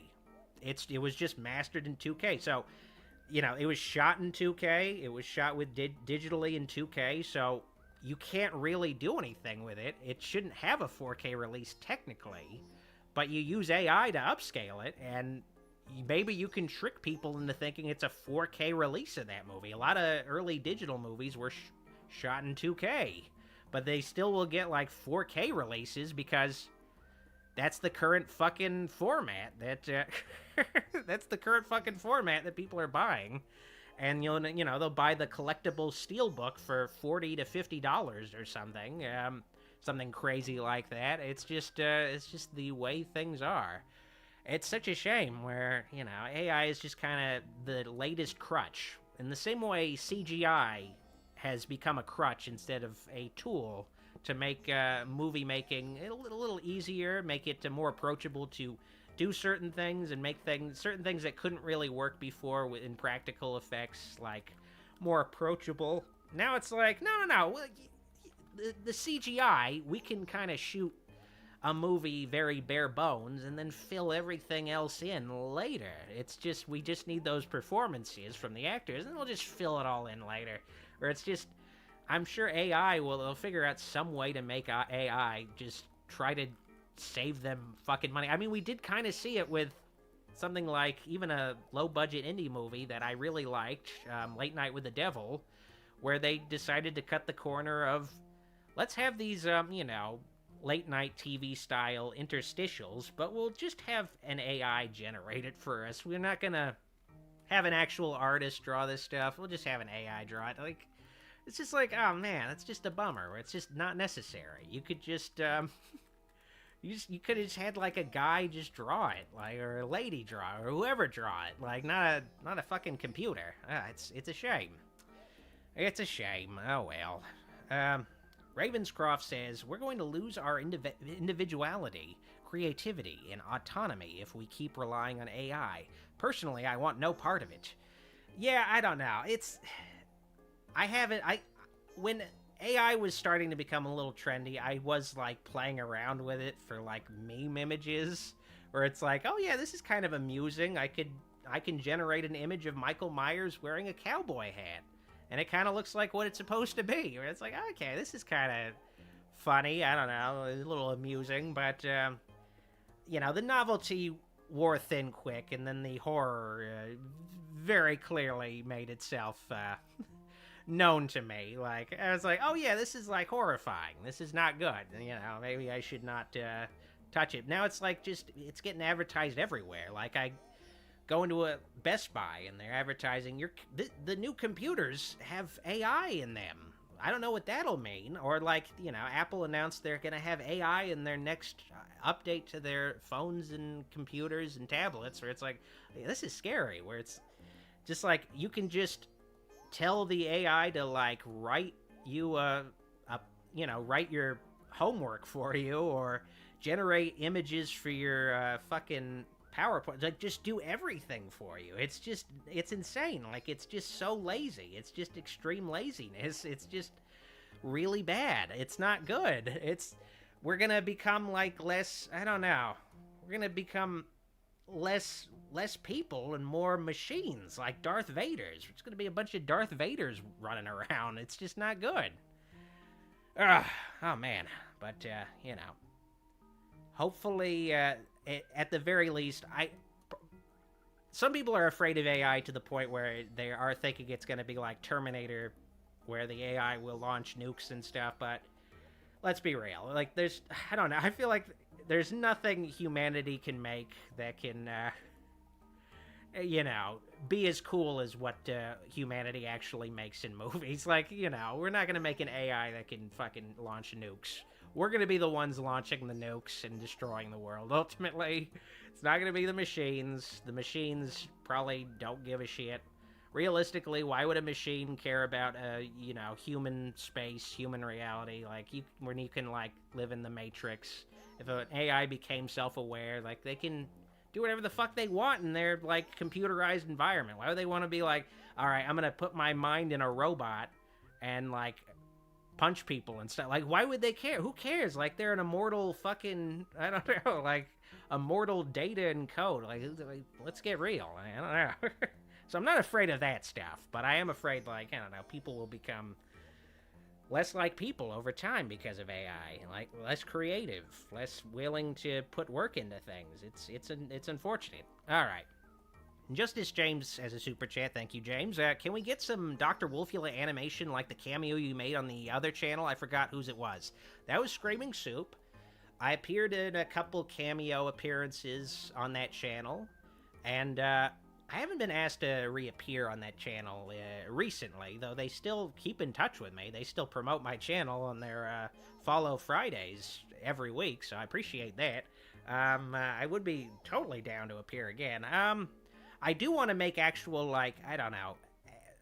I don't know if I got animation, like real animation, where it's like actually hand-drawn, frame-by-frame animation, but I would love to do some cartooning, some more like cartooning and like story-based drawings, like basically a motion comic on the channel. I would love to do something like that, something where it might have more limited animation, but it's like drawn by me, and it has storylines with Goulash and I going on all sorts of adventures.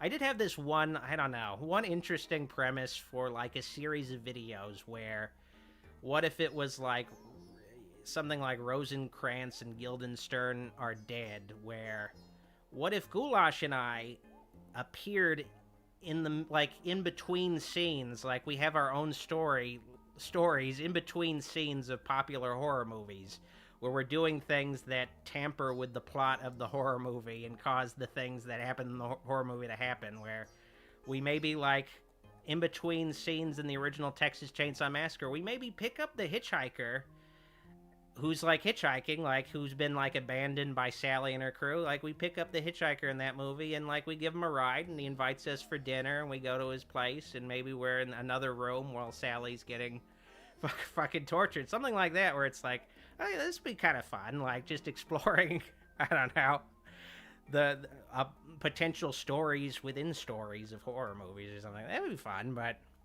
got lots of ideas. I just need to find the time to make them happen.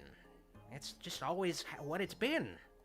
It's just hard to, like, make everything you want to make happen. Like, you have so many things you got to get done. Especially with, like, a YouTube channel like this, it's just hard to get it all done. It's just, there's so many possibilities, but so little time. It's vexing. It truly is vexing. It's like, you know, essentially also with, like, the Gulag channel, where it's hard to balance two channels. It's hard to, like, go back and forth, try to find the balance. I'm trying to find the balance Especially with Goulash just not doing shit, but I just gotta hopefully find that balance where I can, like, just make everything I want to make happen. That's the goal. That's the dream of these channels. It's just hard, though. It's hard. Zachary and the Raboot Squad asks, Doc, any plans for the Gulag channel?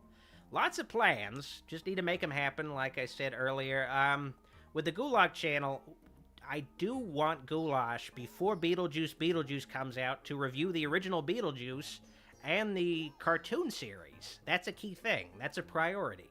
Just need to find the time, but it's so hard. Like, I do need his assistance with my videos, unfortunately. So he is taken away from what should also be a top concern of his own channel, but he's taken away from his videos to help me work on my videos. But, you know, he needs to find the fucking time, you know? I'm getting tired of this shit. I'm getting fucking tired of it. Nate Malice says, can AI give us more hours in the day? I mean, if they can figure out how to do that, I might like AI. I mean, that's the ideal thing you want, you know, technology and something like AI to do, where we're given like a perfect Jetsons world where we just press a button and like Rosie the robot pops out and does whatever menial bullshit we need to get done to do it for us. Like, ideally, like, George Jetson's job is just pressing a button, and that's it. Like, he goes to his work, he spends like just 8 hours a day occasionally pressing a button. Like, that sounds fucking sweet. You have plenty of time to do other shit. Like, it's crazy. If only. That'd be great. That's what I want. That's what I fucking want. Alright, Arthur Appiano says, the problem with AI is not what it wants, but whether its programming is aligned with what we want. Yeah, I don't know. Ideally, you'll program AI to not want to kill people. I don't know. Ideally. But who knows? Maybe there's some like, I don't know, loophole within their AI that maybe they'll want to kill people, you know. You could never know for sure. Alright, I'm gonna play some more, Patreon questions. Here we go. And then I'll be right back to you folks. What was the last? Oh, yeah, this one. Dan Hodge asked, Doc, really enjoy the Halloween YA audiobook recordings. Any plans on expanding that out? I know a bunch are probably under copyright, but I think you do an awesome job with them. I would like to try to make audiobooks a recurring feature on the channel. I just keep forgetting to make time for it. SuperShag21 asked, Doc, what are your thoughts on the A24 Friday the 13th TV show? Do you like the idea they were going with? I know Brian Fuller left the project, so it's lacking leadership and the credibility of a recognizable name involved. That said, I do think that there is ground to cover with a show that takes place before the original Friday the 13th. What was the camp like? Who was Mrs. Voorhees before? How did Jason drown exactly and end up coming back? You lose the mystery too, but you know, it's like with Bates Motel, where it doesn't necessarily need to be canon. It could just end up being a modern, alternate universe take on Jason's early life. SuperShag21 asked, Goulash, any plans to review any of the Casper movies in the future? Yes, there are plans to review all 3 live-action Casper movies at least. Like always, though, I just need to find time to fucking do it. 38 Spesh asked, Dear Doc, any plans to cover David Fincher's horror films, Zodiac, Alien 3, 7? Also, what are your thoughts on Panic Room? You never see it brought up in discussion compared to the rest of Fincher's filmography. I've never seen Panic Room, so that might explain why it's not brought up a lot. A lot of people forget it's even a Fincher. It got lost in the shuffle between Fight Club and Zodiac. I'm a big fan of Fincher's Zodiac, though. I might cover some of his movies soon, Alien 3 especially, if I get to that series. Let's just say, I love the Finch Man. I definitely love the Finch Man.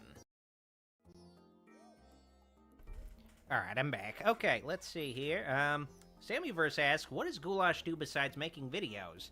I mean, he gets me my morning fresca, and every fresca from that point on until I go to bed, so, you know, he's useful in that regard. I guess maybe he could be doing some other stuff. Maybe, I don't know. Fucking Goulash, he doesn't get anything fucking done. Trevor Smokes asks, what do you think of the Terrifier 3 trailer? I hate that Art the Clown uses guns, but it is an interesting character. But to me, the guns ruin it for me. The guns seem like, in the original movie, to be like, alright, here's the subversion. You think he's, like, just a guy who, like, stabs people and tortures them. No, he does use guns. It just felt like, yeah, you know, I don't know, like, I guess it was surprising. I was like, okay, well, why hasn't he been using a gun this whole time, though? I don't know. I guess that's the joke. He's a clown. He does jokes. I haven't seen the Terrifier 3 trailer yet. I haven't seen Terrifier 2 yet. I've been, you know, but I think you can expect to see Terrifier 2 to get reviewed on the channel pretty soon, possibly in October, you know, so keep an eye out for that. Keep an eye out for that. Sailor Mercury says, yeah, we don't have any of the cool Jetsons technology, and we already are near 2025. Yeah, didn't the, oh yeah, the original Jetsons took place in, like, 2060. So yeah, we got a lot of catching up to do. We really need to fucking catch up on the flying cars. Okay, so there are flying cars in Jetsons. There was, we have, like, we have the moving walkways. We do have moving walkways. They're not, you know, omnipresent. There aren't moving walkways in everybody's home. We also don't have houses that are in the sky that just are, like, suspended on small poles. We don't have that. We don't have that cool shit. I guess it's implied, you know, in the Harvey Birdman episode with the Jetsons in it that the reason why the Jetsons live so above the Earth is because the Earth is basically uninhabitable due to climate change. So there's, like, that dark aspect of the Jetsons. But at the same time, I do remember they did an episode of the Jetsons where they did go down to the ground, and it just looked like, it didn't look fucked up, but it did look like it was just an empty field, just like an endless field of grass, like, as far as the eye can see, which is also kind of fucked up. I guess that would be interesting. I guess I wouldn't be surprised if they finally did make a Jetsons movie. That's what the Jetsons movie would be about. Like, they go down to the Earth and go on an adventure there, I guess. God, wouldn't be surprised. I'm sure, like, a Hollywood executive is like, okay, write that down. They go down to the Earth, and they find out what's going on down there. Oh, boy. All right, JC asks, do you already know what movies you'll review for June Universal Horror Month next year? They're my favorite videos you do. I have a ballpark idea of, I guess, what I would cover. So, you know, there's, like, Invisible Man Returns. So there's, like, another Invisible Man movie. Oh, yeah, and then there's, like, House of Dracula, House of Frankenstein. That's, like, a no-brainer. Those are the next crossover films, too.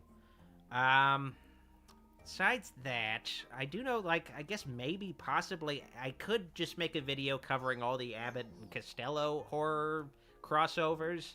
Because, I don't know, I can't see myself necessarily covering each one, like, giving each one, like, a super dedicated video. But I could do, like, okay, here's, like, mainly a video about the first Abbott and Costello meet Frankenstein. Here's, like maybe 5 to 10 minutes talking about the next several at the end of the video. Like, I don't know, we'll see. But admittedly, I don't know. Like, I feel like I covered all my favorite Universal monster movies from that era, at least. So there is a potential for me to, like, cover maybe some Hammer monster movies and, you know, do them during the same month. You know, maybe fit in Monster Squad during June Universal Horror Month. There's, like, lots of different possibilities for June Universal Horror Month, but I haven't fully decided on what to do with it. I do also want to bring back Dead Jewary, which is like the, you know, I did that once, and I meant to do it again this year, but I just didn't have enough time to, like, get it done logistically, but just like a month of Romero-esque zombie movie reviews. I want to do that again, so that's definitely something I'm going to try to, like, make happen next year. Get my shit together a little bit better. You know, June Universal Horror Month is at least, you know, becoming a little bit more of a fixture on the channel, at the very least. Nate Malice has a super chat. Thank you, Nate. Doc, do you have 2 or 3 horror posters that are your favorites? At first I thought you meant, like, horror posters that I own that are like, okay, these are my favorite ones that I hang out. I do have some horror posters. Let me think. I feel like, I don't know, the standard horror posters, there are, like, iconic ones, but they don't necessarily do it for me as much. Like, the original Halloween's poster is iconic with the hand the hand with a knife transforming into a jack-o'-lantern. But I guess, I don't know, it's never quite done it for me because it just, I don't know, it doesn't feel like, I don't know, it just does, ironically, I would have loved, like, Michael Myers' presence somewhere beyond just being a hand, I guess, with that poster. Or the original Texas Chainsaw Massacre poster, where it is, like, here's, like, Leatherface facing away, like, hanging somebody up, where, yeah, it's, like, a cool scene from the movie, but, I guess, I don't know, like, I feel like a lot of the horror artwork for movies I love tend to be, like, the non-standard artwork. I do love, like, the first Steelbook DVD I ever bought was the original Texas Chainsaw Massacre, and I really love the art on that with just Leatherface holding the chainsaw up at the end of the movie, with the sun up in the background, just the orange and yellow color scheme of that Steelbook. I still own that Steelbook. Just really fucking cool artwork, but it's not like one of the posters. I feel like, I don't know, a lot of horror posters don't necessarily do it for, I guess Evil Dead is a very iconic poster, but ironically, I gotta have, like, Ash somewhere in there. Then, Evil Dead 2, the poster is like a skull with, like, an eye coming out of it. I know there's, like, non-standard posters that might have Ash on them, but I feel like a lot of horror posters don't quite, at least the standard art, don't quite do it for me as much. Like, I'm usually gravitate towards, here's a fan-made poster, like, I've seen some, like, really clever fan-made posters for the original Halloween where it's like, even just the art on, like, the Halloween box set Scream Factory did, where it's like, it was either on that box set, I saw this art of Michael where he's like basically just a pile of leaves getting blown in the wind gradually transforms into Michael Myers on the poster, or like a more minimalistic poster where it's like art of Michael Myers behind the sheets in the wind in the original Halloween, like just like some cool takes where there's like really iconic, classic poster art, but I usually don't really care that much about it beyond just, yeah, that's like the classic art, Like, I feel like if the, the Scream Factory 4K release of Halloween didn't come with like a slipcase and also didn't have some really janky looking art, I maybe would have flipped it over and just had the, just had Michael Myers on it, but, the classic art ultimately fucking looks better than that 4K art they ended up going with. Yeah, some of those, some of that, I don't know. Some of the non-standard art can also look really shitty, too. So there's that, too. I guess one example of that does stand out to me with the original, how am I saying the original? There's only been one, with Stephen King's Maximum Overdrive, where it has that cool poster with the Green Goblin truck approaching the camera, like really cool art. But ironically, when they released it on DVD for the first time, it had like really shitty, it had a really shitty Photoshop version of it. Like, oh man. That was like a big thing in the early 2000s where there was this sense of, okay, instead of using the classic art, we're gonna like make some really shitty Photoshops and hopefully people will think this is like a contemporary movie or something. Like, I remember all the Friday the 13th DVD covers. Their original releases just had really, really shitty Photoshop CGI covers. They just looked really bad. At the same time, I am a little nostalgic for how bad they look. It's the same thing with the mid-2000s Stephen King re-releases of his books, having just super shitty Photoshop covers from Signet. Like, they just looked really bad, but at the same time, I am, like, nostalgic for how shitty they looked, but, yeah, I don't know. You know, it's hit or miss with horror, though, as far as the artwork, you know. It's hit or miss.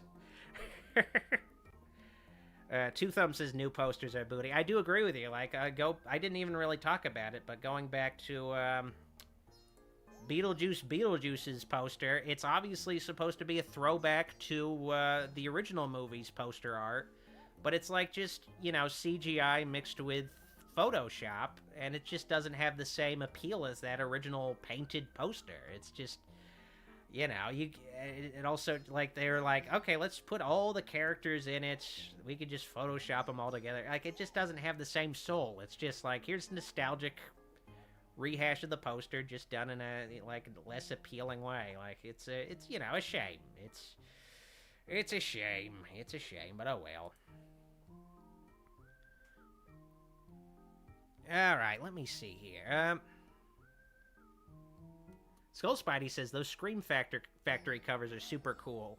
Love what they did with those. I guess I did appreciate the fact that they made totally new cover art for their Halloween releases, and they did grow on me.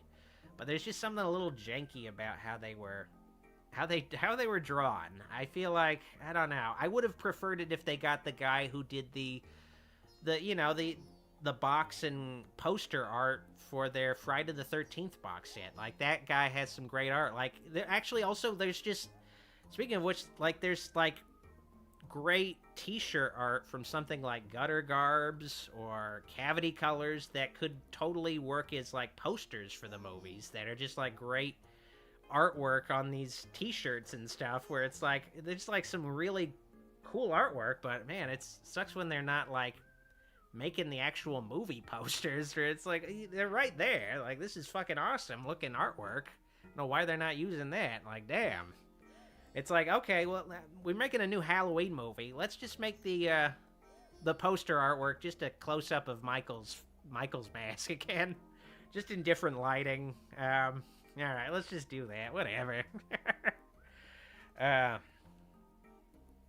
Malcolm says, just heard Robert Downey Jr. is going to be Dr. Doom in the MCU. That's kind of lame. Way ahead of you, Malcolm.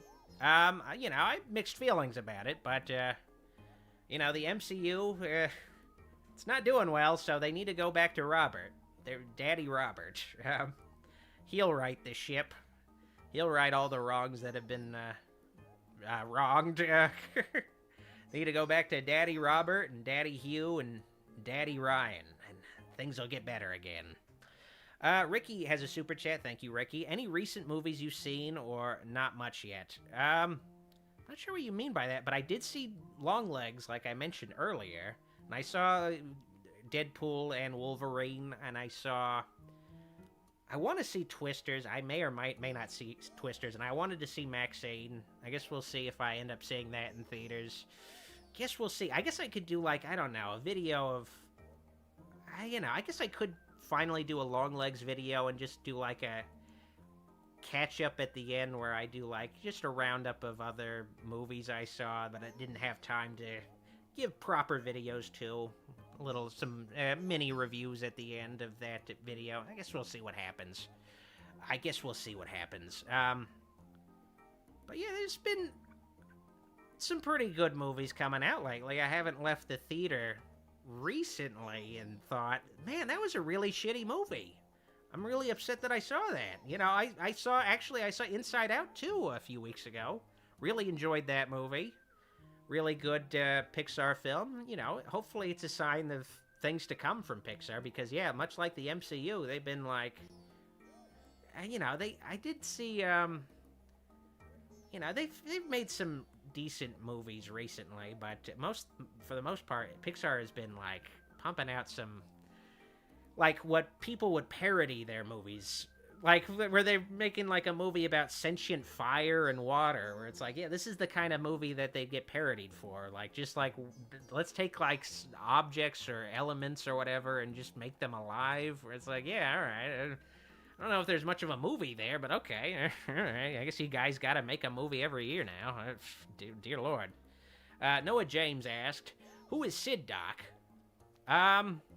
He's like my imaginary friend. He's kind of, I don't know, it's kind of like a Norman Bates sort of thing, maybe, too, or maybe he takes over my body sometimes and makes me say and do things. Maybe he's the guy maybe he's the reason why I'm so into Scooby-Doo. I don't know. Sometimes I'll wake up and there'll be like a Scooby-Doo episode uploaded. I've been like managing to suppress him. It'll be like a Scooby-Doo episode review uploaded on my channel. I've been managing to suppress him a little bit more frequently, but it's it's just difficult. Johnny B. Good says, horror is dead, bro. It's not the same anymore, unfortunately. Well, that's a Debbie Downer point of view. Damn. I don't know. That's no way to look at things. You have to have some positivity. You have to have some positivity. It's like also just bold to say all of horror is dead. It's crazy. I guess it's like saying westerns are dead. I mean, I guess they're kind of dead, but, you know, they still make westerns every now and then. All right. All right. Let me see.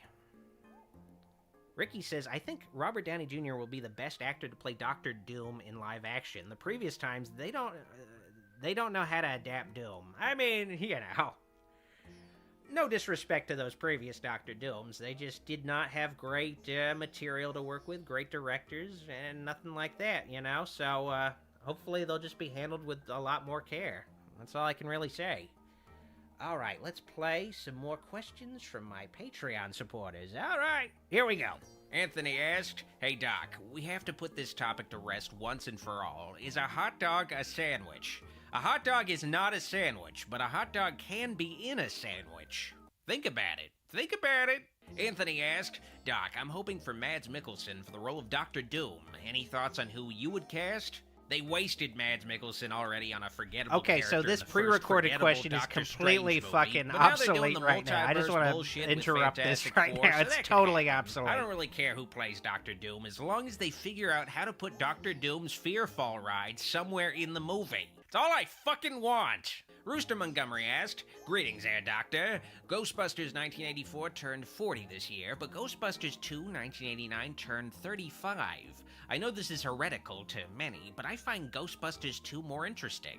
Vigo was an actual ghost, and the mood slime being created from the hatred of New Yorkers felt more high concept than otherworldly invaders like Gozer and Garaka. What are your feelings about the first sequel?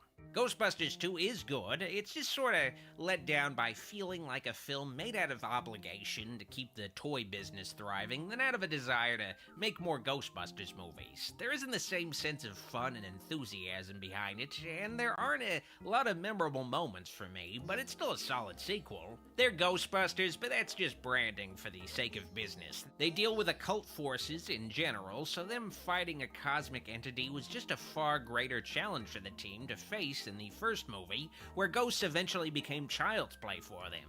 Nicole L18 asked, Doc, do you think that movie theaters are on the way out? I recently spent over $20 during a matinee, and I think it would be cheaper / the same price to rent it on streaming. What are your thoughts? We just have a lot of options for watching movies now. Most people down the line are just going to end up watching a movie at home, but if there's a new movie you really want to see, you can't be watching it in a theater with an audience that's really into it. I really do just prefer to see a movie on as big of a screen as I can, but a lot of people don't really care about that. They're fine watching movies on their TV or even on a phone. I go to the theater pretty often, but for most people, the cost makes it a treat every few months or even just once a year to see a big event movie like Barbie or something. Pixar had their highest grossing movie ever this year, though, with Inside Out 2, and they've had a lot of hits, and their movies go to Disney Plus now, so box office records are still being broken despite streaming. For smaller movies, the theater is more of a niche, but like with DVD collecting, it's becoming a niche with a lot of avid enthusiasts. We're just going to have more ways to watch movies going forward, and I think there will be a place for all of them in the streaming world, and it'll just come down to personal preference.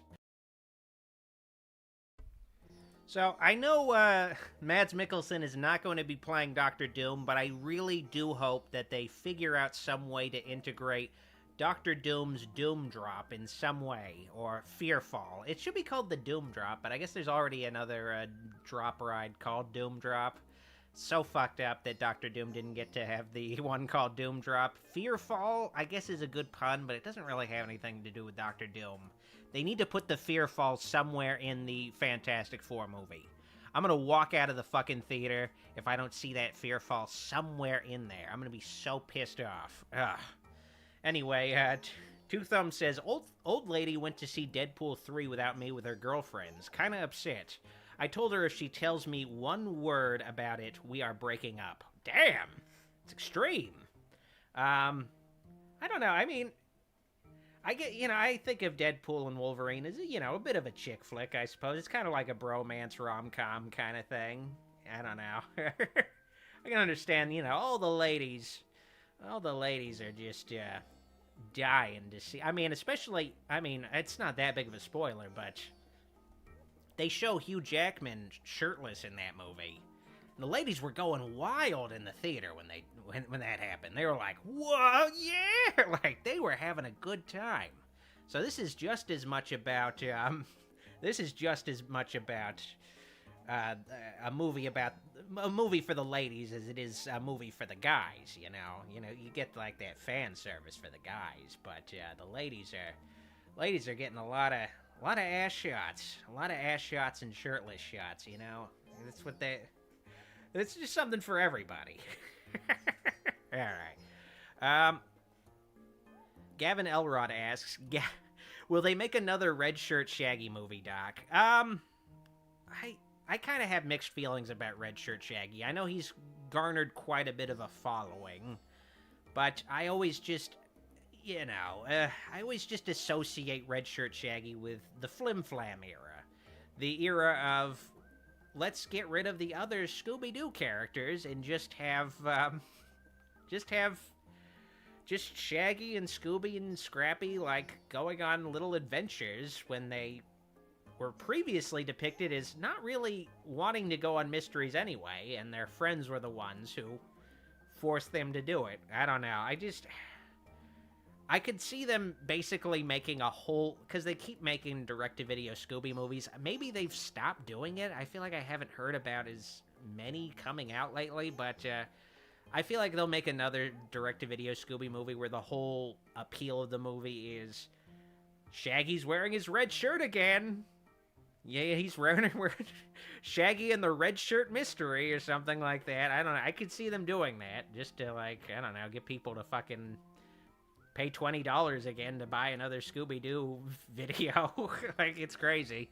It's crazy how many Scooby-Doo movies they have made over the years. I feel like maybe they've slowed down on it. It seems like Warner Brothers Discovery has been, a little bit more antsy about Scooby-Doo content, a little bit more uncertain about releasing as much Scooby-Doo content, but at the same time, they're making Velma every year still, so guess we'll see. Hopefully, maybe Velma will, I don't know, maybe Velma will give us Norval wearing a red shirt. Maybe that'll be the big twist. I don't like wearing green anymore, Velma. I like wearing red. That'll be the big thing. That'll be the big reason to watch Velma Season 3. Just to see Norval wearing a red shirt. Alright, we're getting close to the end of the stream, I swear, but I do have a few more minutes of Patreon questions that I do want to play before I head out, and I'll try to answer as many more live questions as I can. Alright, off to pre-recorded me again. Nicole L18 asked, Goulash, do you need me to send you an emergency food supply bucket? I have one here, and it is good for 25 years. I know Doc ain't feeding ya. I would like that, but I don't really know where I am right now.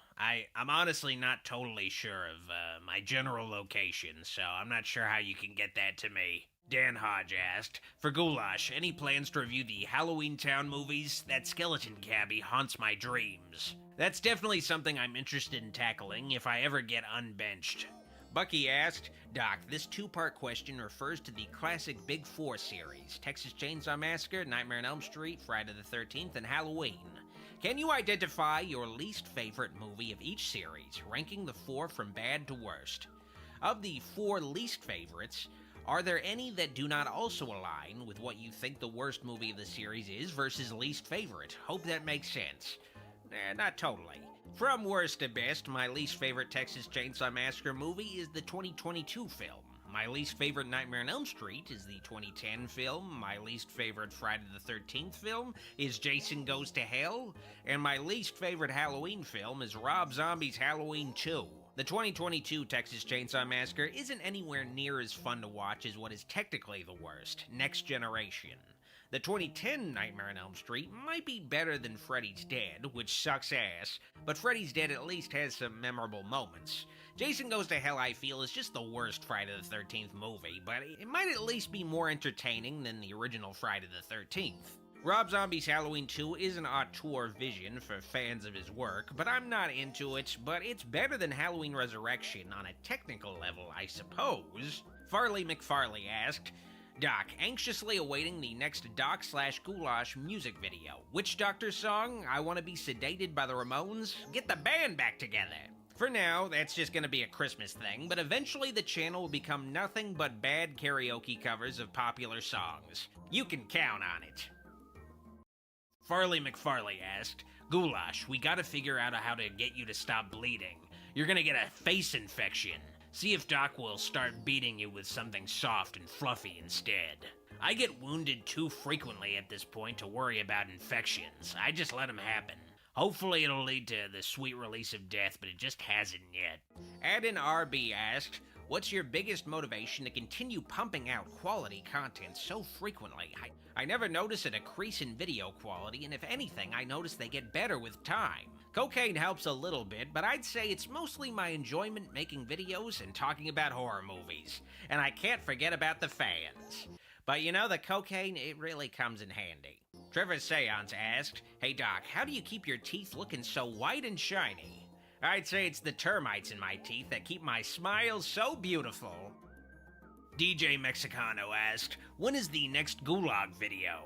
I'll try to fit in some Gulag videos before and after October, maybe even a Christmas special. It's been difficult this year to balance the two channels, unfortunately. Donovan1971 asked, if a train is traveling at 60 miles an hour, then hits a horde of zombies, how long does it take to get to Albany? Well, last time I did that, it took me about 6 hours. The passengers were upset, but only because they were in Albany.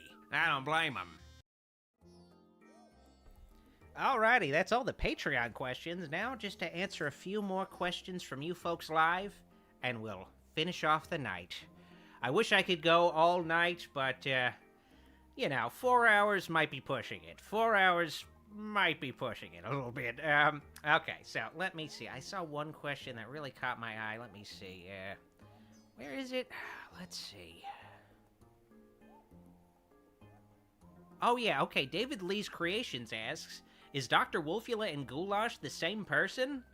Of course not. I mean, look back at the Mean One review. We're two separate people in the same shot.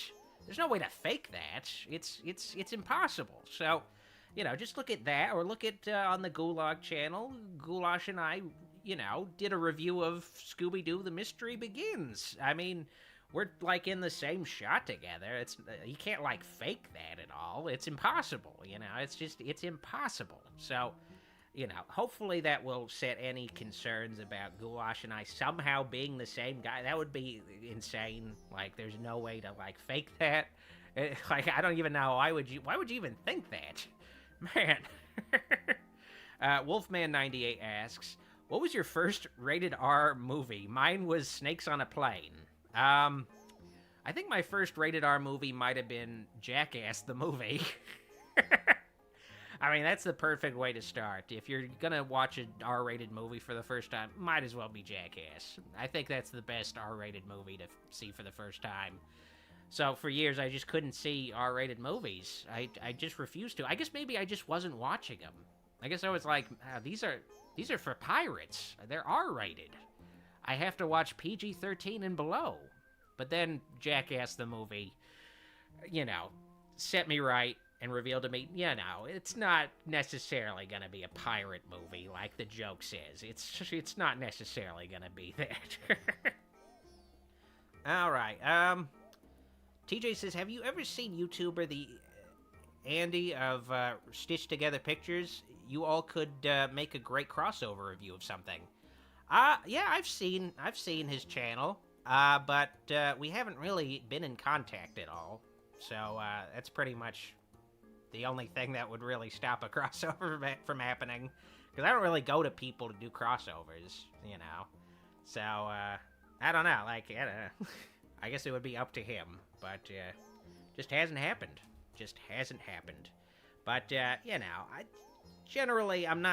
I've never, like, even when I do appear in somebody's videos, it is just a cameo. Like, it's not, we collaborated on a video together or something. It is just, all right, you know, I'll give you a voice here. Like, some people have approached me to collaborate on a video, and the way it sounds is, I'll have to do the whole video, essentially, I guess, and they'll, like, appear in it. So that doesn't necessarily appeal to me. Like, it's really hard to, like, do that kind of collaboration thing where it's two YouTubers, like, remotely collaborating on a project together, and they're able to, like, coordinate that. Like, it's, I don't know, it's very rare that you actually see, like, something like that, because it's just a pain in the ass. Just a pain in the ass to figure it out. Like, damn.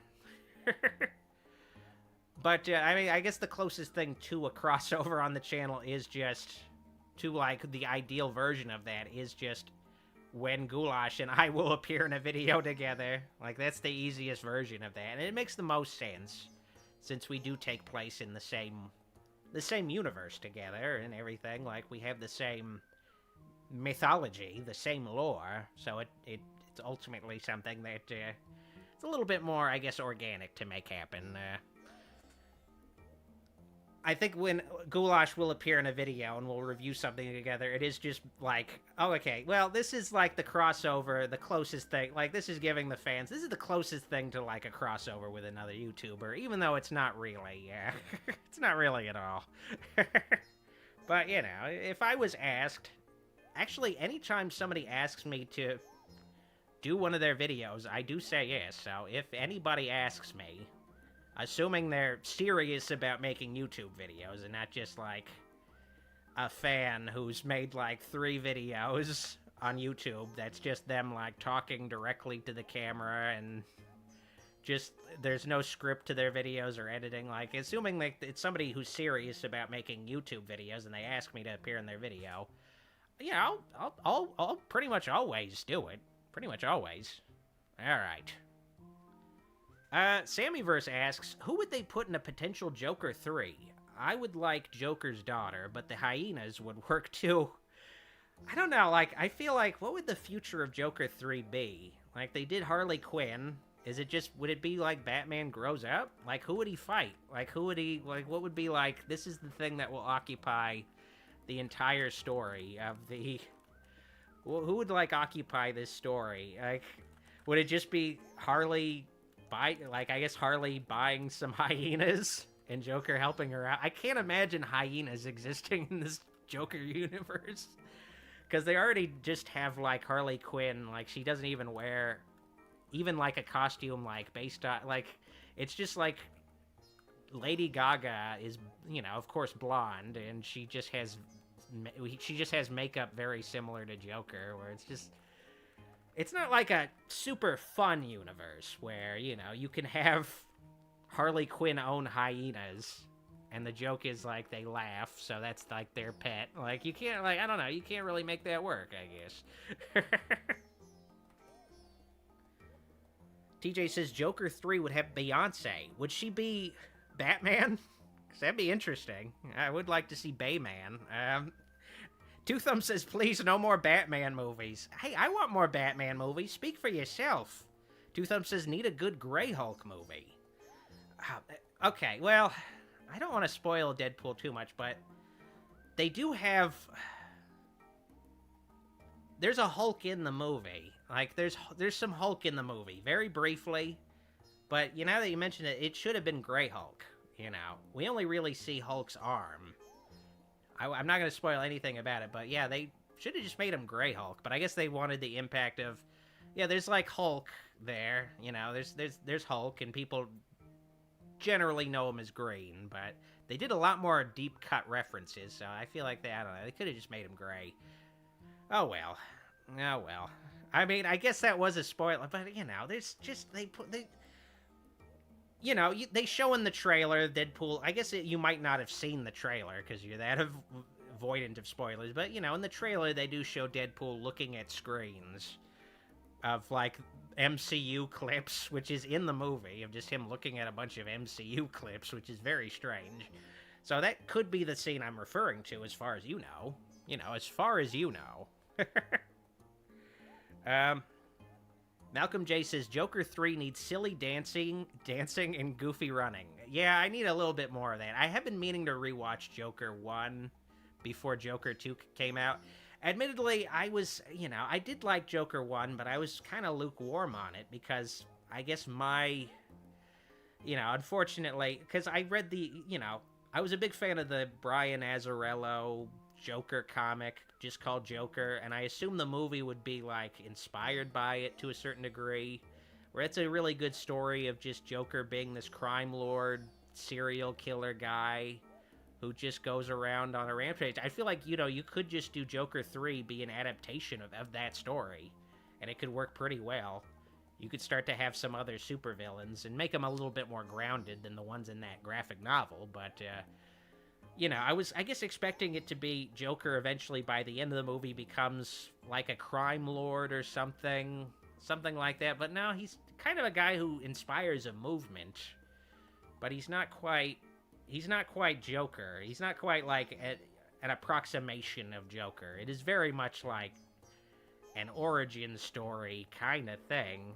Maybe in Joker Folie à Deux, he will become a little bit more, I guess, what I think of when I think of Joker, but he did feel like, I don't know, just kind of like a loser who just kind of got lucky, like also just a really stupid loser where he's just very mediocre and stupid. Like, he's just, I don't know, not the cunning comedic crime lord I was thinking he was gonna turn out to be. It was still a good movie, but I don't know. I don't know. There's, I guess, potential. Maybe they wanted to leave the door open for future films, I suppose. Let's see. Greetings to you, Ryan. Azaz says, I can't say I'm looking forward to Joker 2, but the way they shot where Harley put lipstick on the glass and Joker do the smile was fucking brilliant. I mean, Joker 1 and this next Joker movie are, like, really visually dazzling films. Like, they just look great. I mean, that's, like, half of what a movie is. Like, or I guess more than, well, ideally I like to think, I guess it's maybe, like, 33%, like, one third of what makes a movie great is, like, the performances, the other third is, like, the visuals, and the other third is the narrative.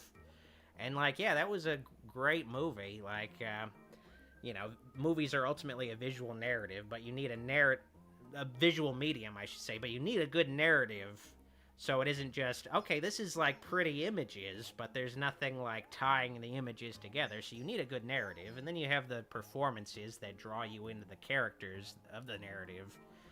But, I mean, it was, like, a great movie overall, but I guess I was just let down by, I don't know, like, I was kind of hoping they'd go further with Joker's character, but he was just sort of just, I don't know, just kind of a loser till the end. He was still kind of a loser, but, I guess we'll see what happens with Joker 2. It looks really good visually, so I'm definitely going to see it in theater like Joker 1.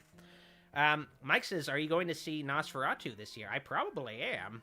That's definitely, I like The Lighthouse, so I definitely got to see Nosferatu. I feel like I haven't been seeing a lot of the big blockbusters, and I've mostly been seeing a lot more of the smaller indie movies this year. I guess I have been seeing quite a few blockbusters still, but I've been seeing a lot more stuff like that, so that's definitely very likely. Okay, let me see. Okay, I think just one more question, then we're going to wrap things up finally. We're going to wrap it up. Okay, let's see. I got to find one last good question. Well, TJ says, no spoilers, but Deadpool and Wolverine has lots of cameos. Yeah, I guess that's, this isn't going to count as the question, but yeah, I guess that's something without spoiling it, but it did feel like the movies, I guess, formula started to feel like, okay, so here's a scene with a bunch of cameos. Then we're gonna move on to another scene. Okay, here's a fight scene. All right, the fight scene is just for the sake of fan service. You know, it's a cool fight scene, but it's just because we need to have a fight scene. So here's a fight scene. It's really cool. Then here's another scene with cameos. Then we're gonna move to the next scene. Here's another scene with cameos. Here's a fight scene where it's just, it did feel like a self-parody. I mean, I guess that's what Deadpool is, but it did feel like a total... Alright, this is pretty much what the MCU is. It is just, here's like, you're mostly just watching it just to see like a celebrity play like an obscure fucking Marvel character. Ryan asks, when are we getting Wolferatu? I guess maybe someday I'll finally reveal Wolferatu to you folks.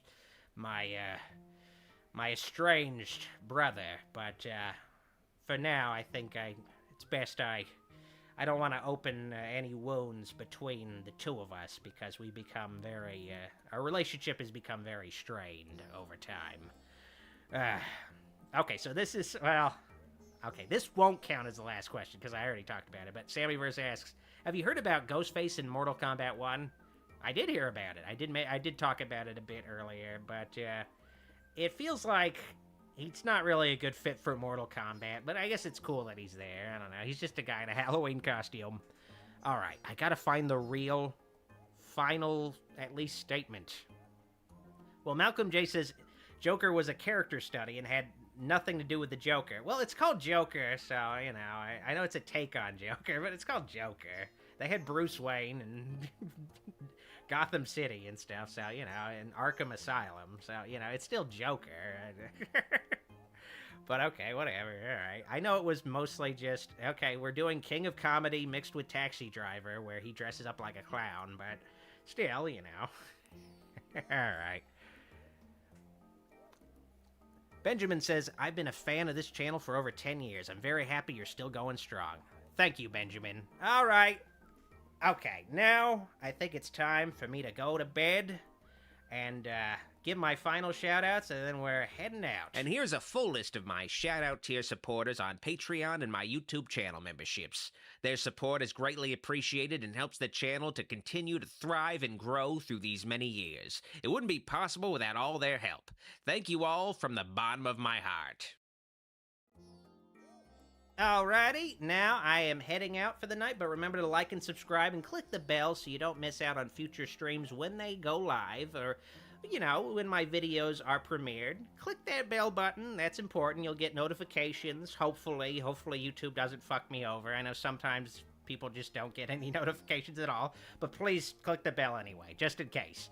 And also follow me on social media at Facebook, Instagram, and Twitter, or X, at Dr. Wolfula. I'm also on Threads at Dr. Wolfula, so, follow me there if you're active there. And consider supporting me on Patreon at patreon.com/Dr. Wolfula. I have movie nights every Sunday with my movie night tier supporters, so, if you want to check out some movie nights like Madman tomorrow night this Sunday, consider supporting the channel. Alright, I've been your host, Dr. Wolfula, signing out. See you all next time. Good night. Bye-bye. Hope you enjoyed this live stream. Why don't you watch another thing while I have your attention?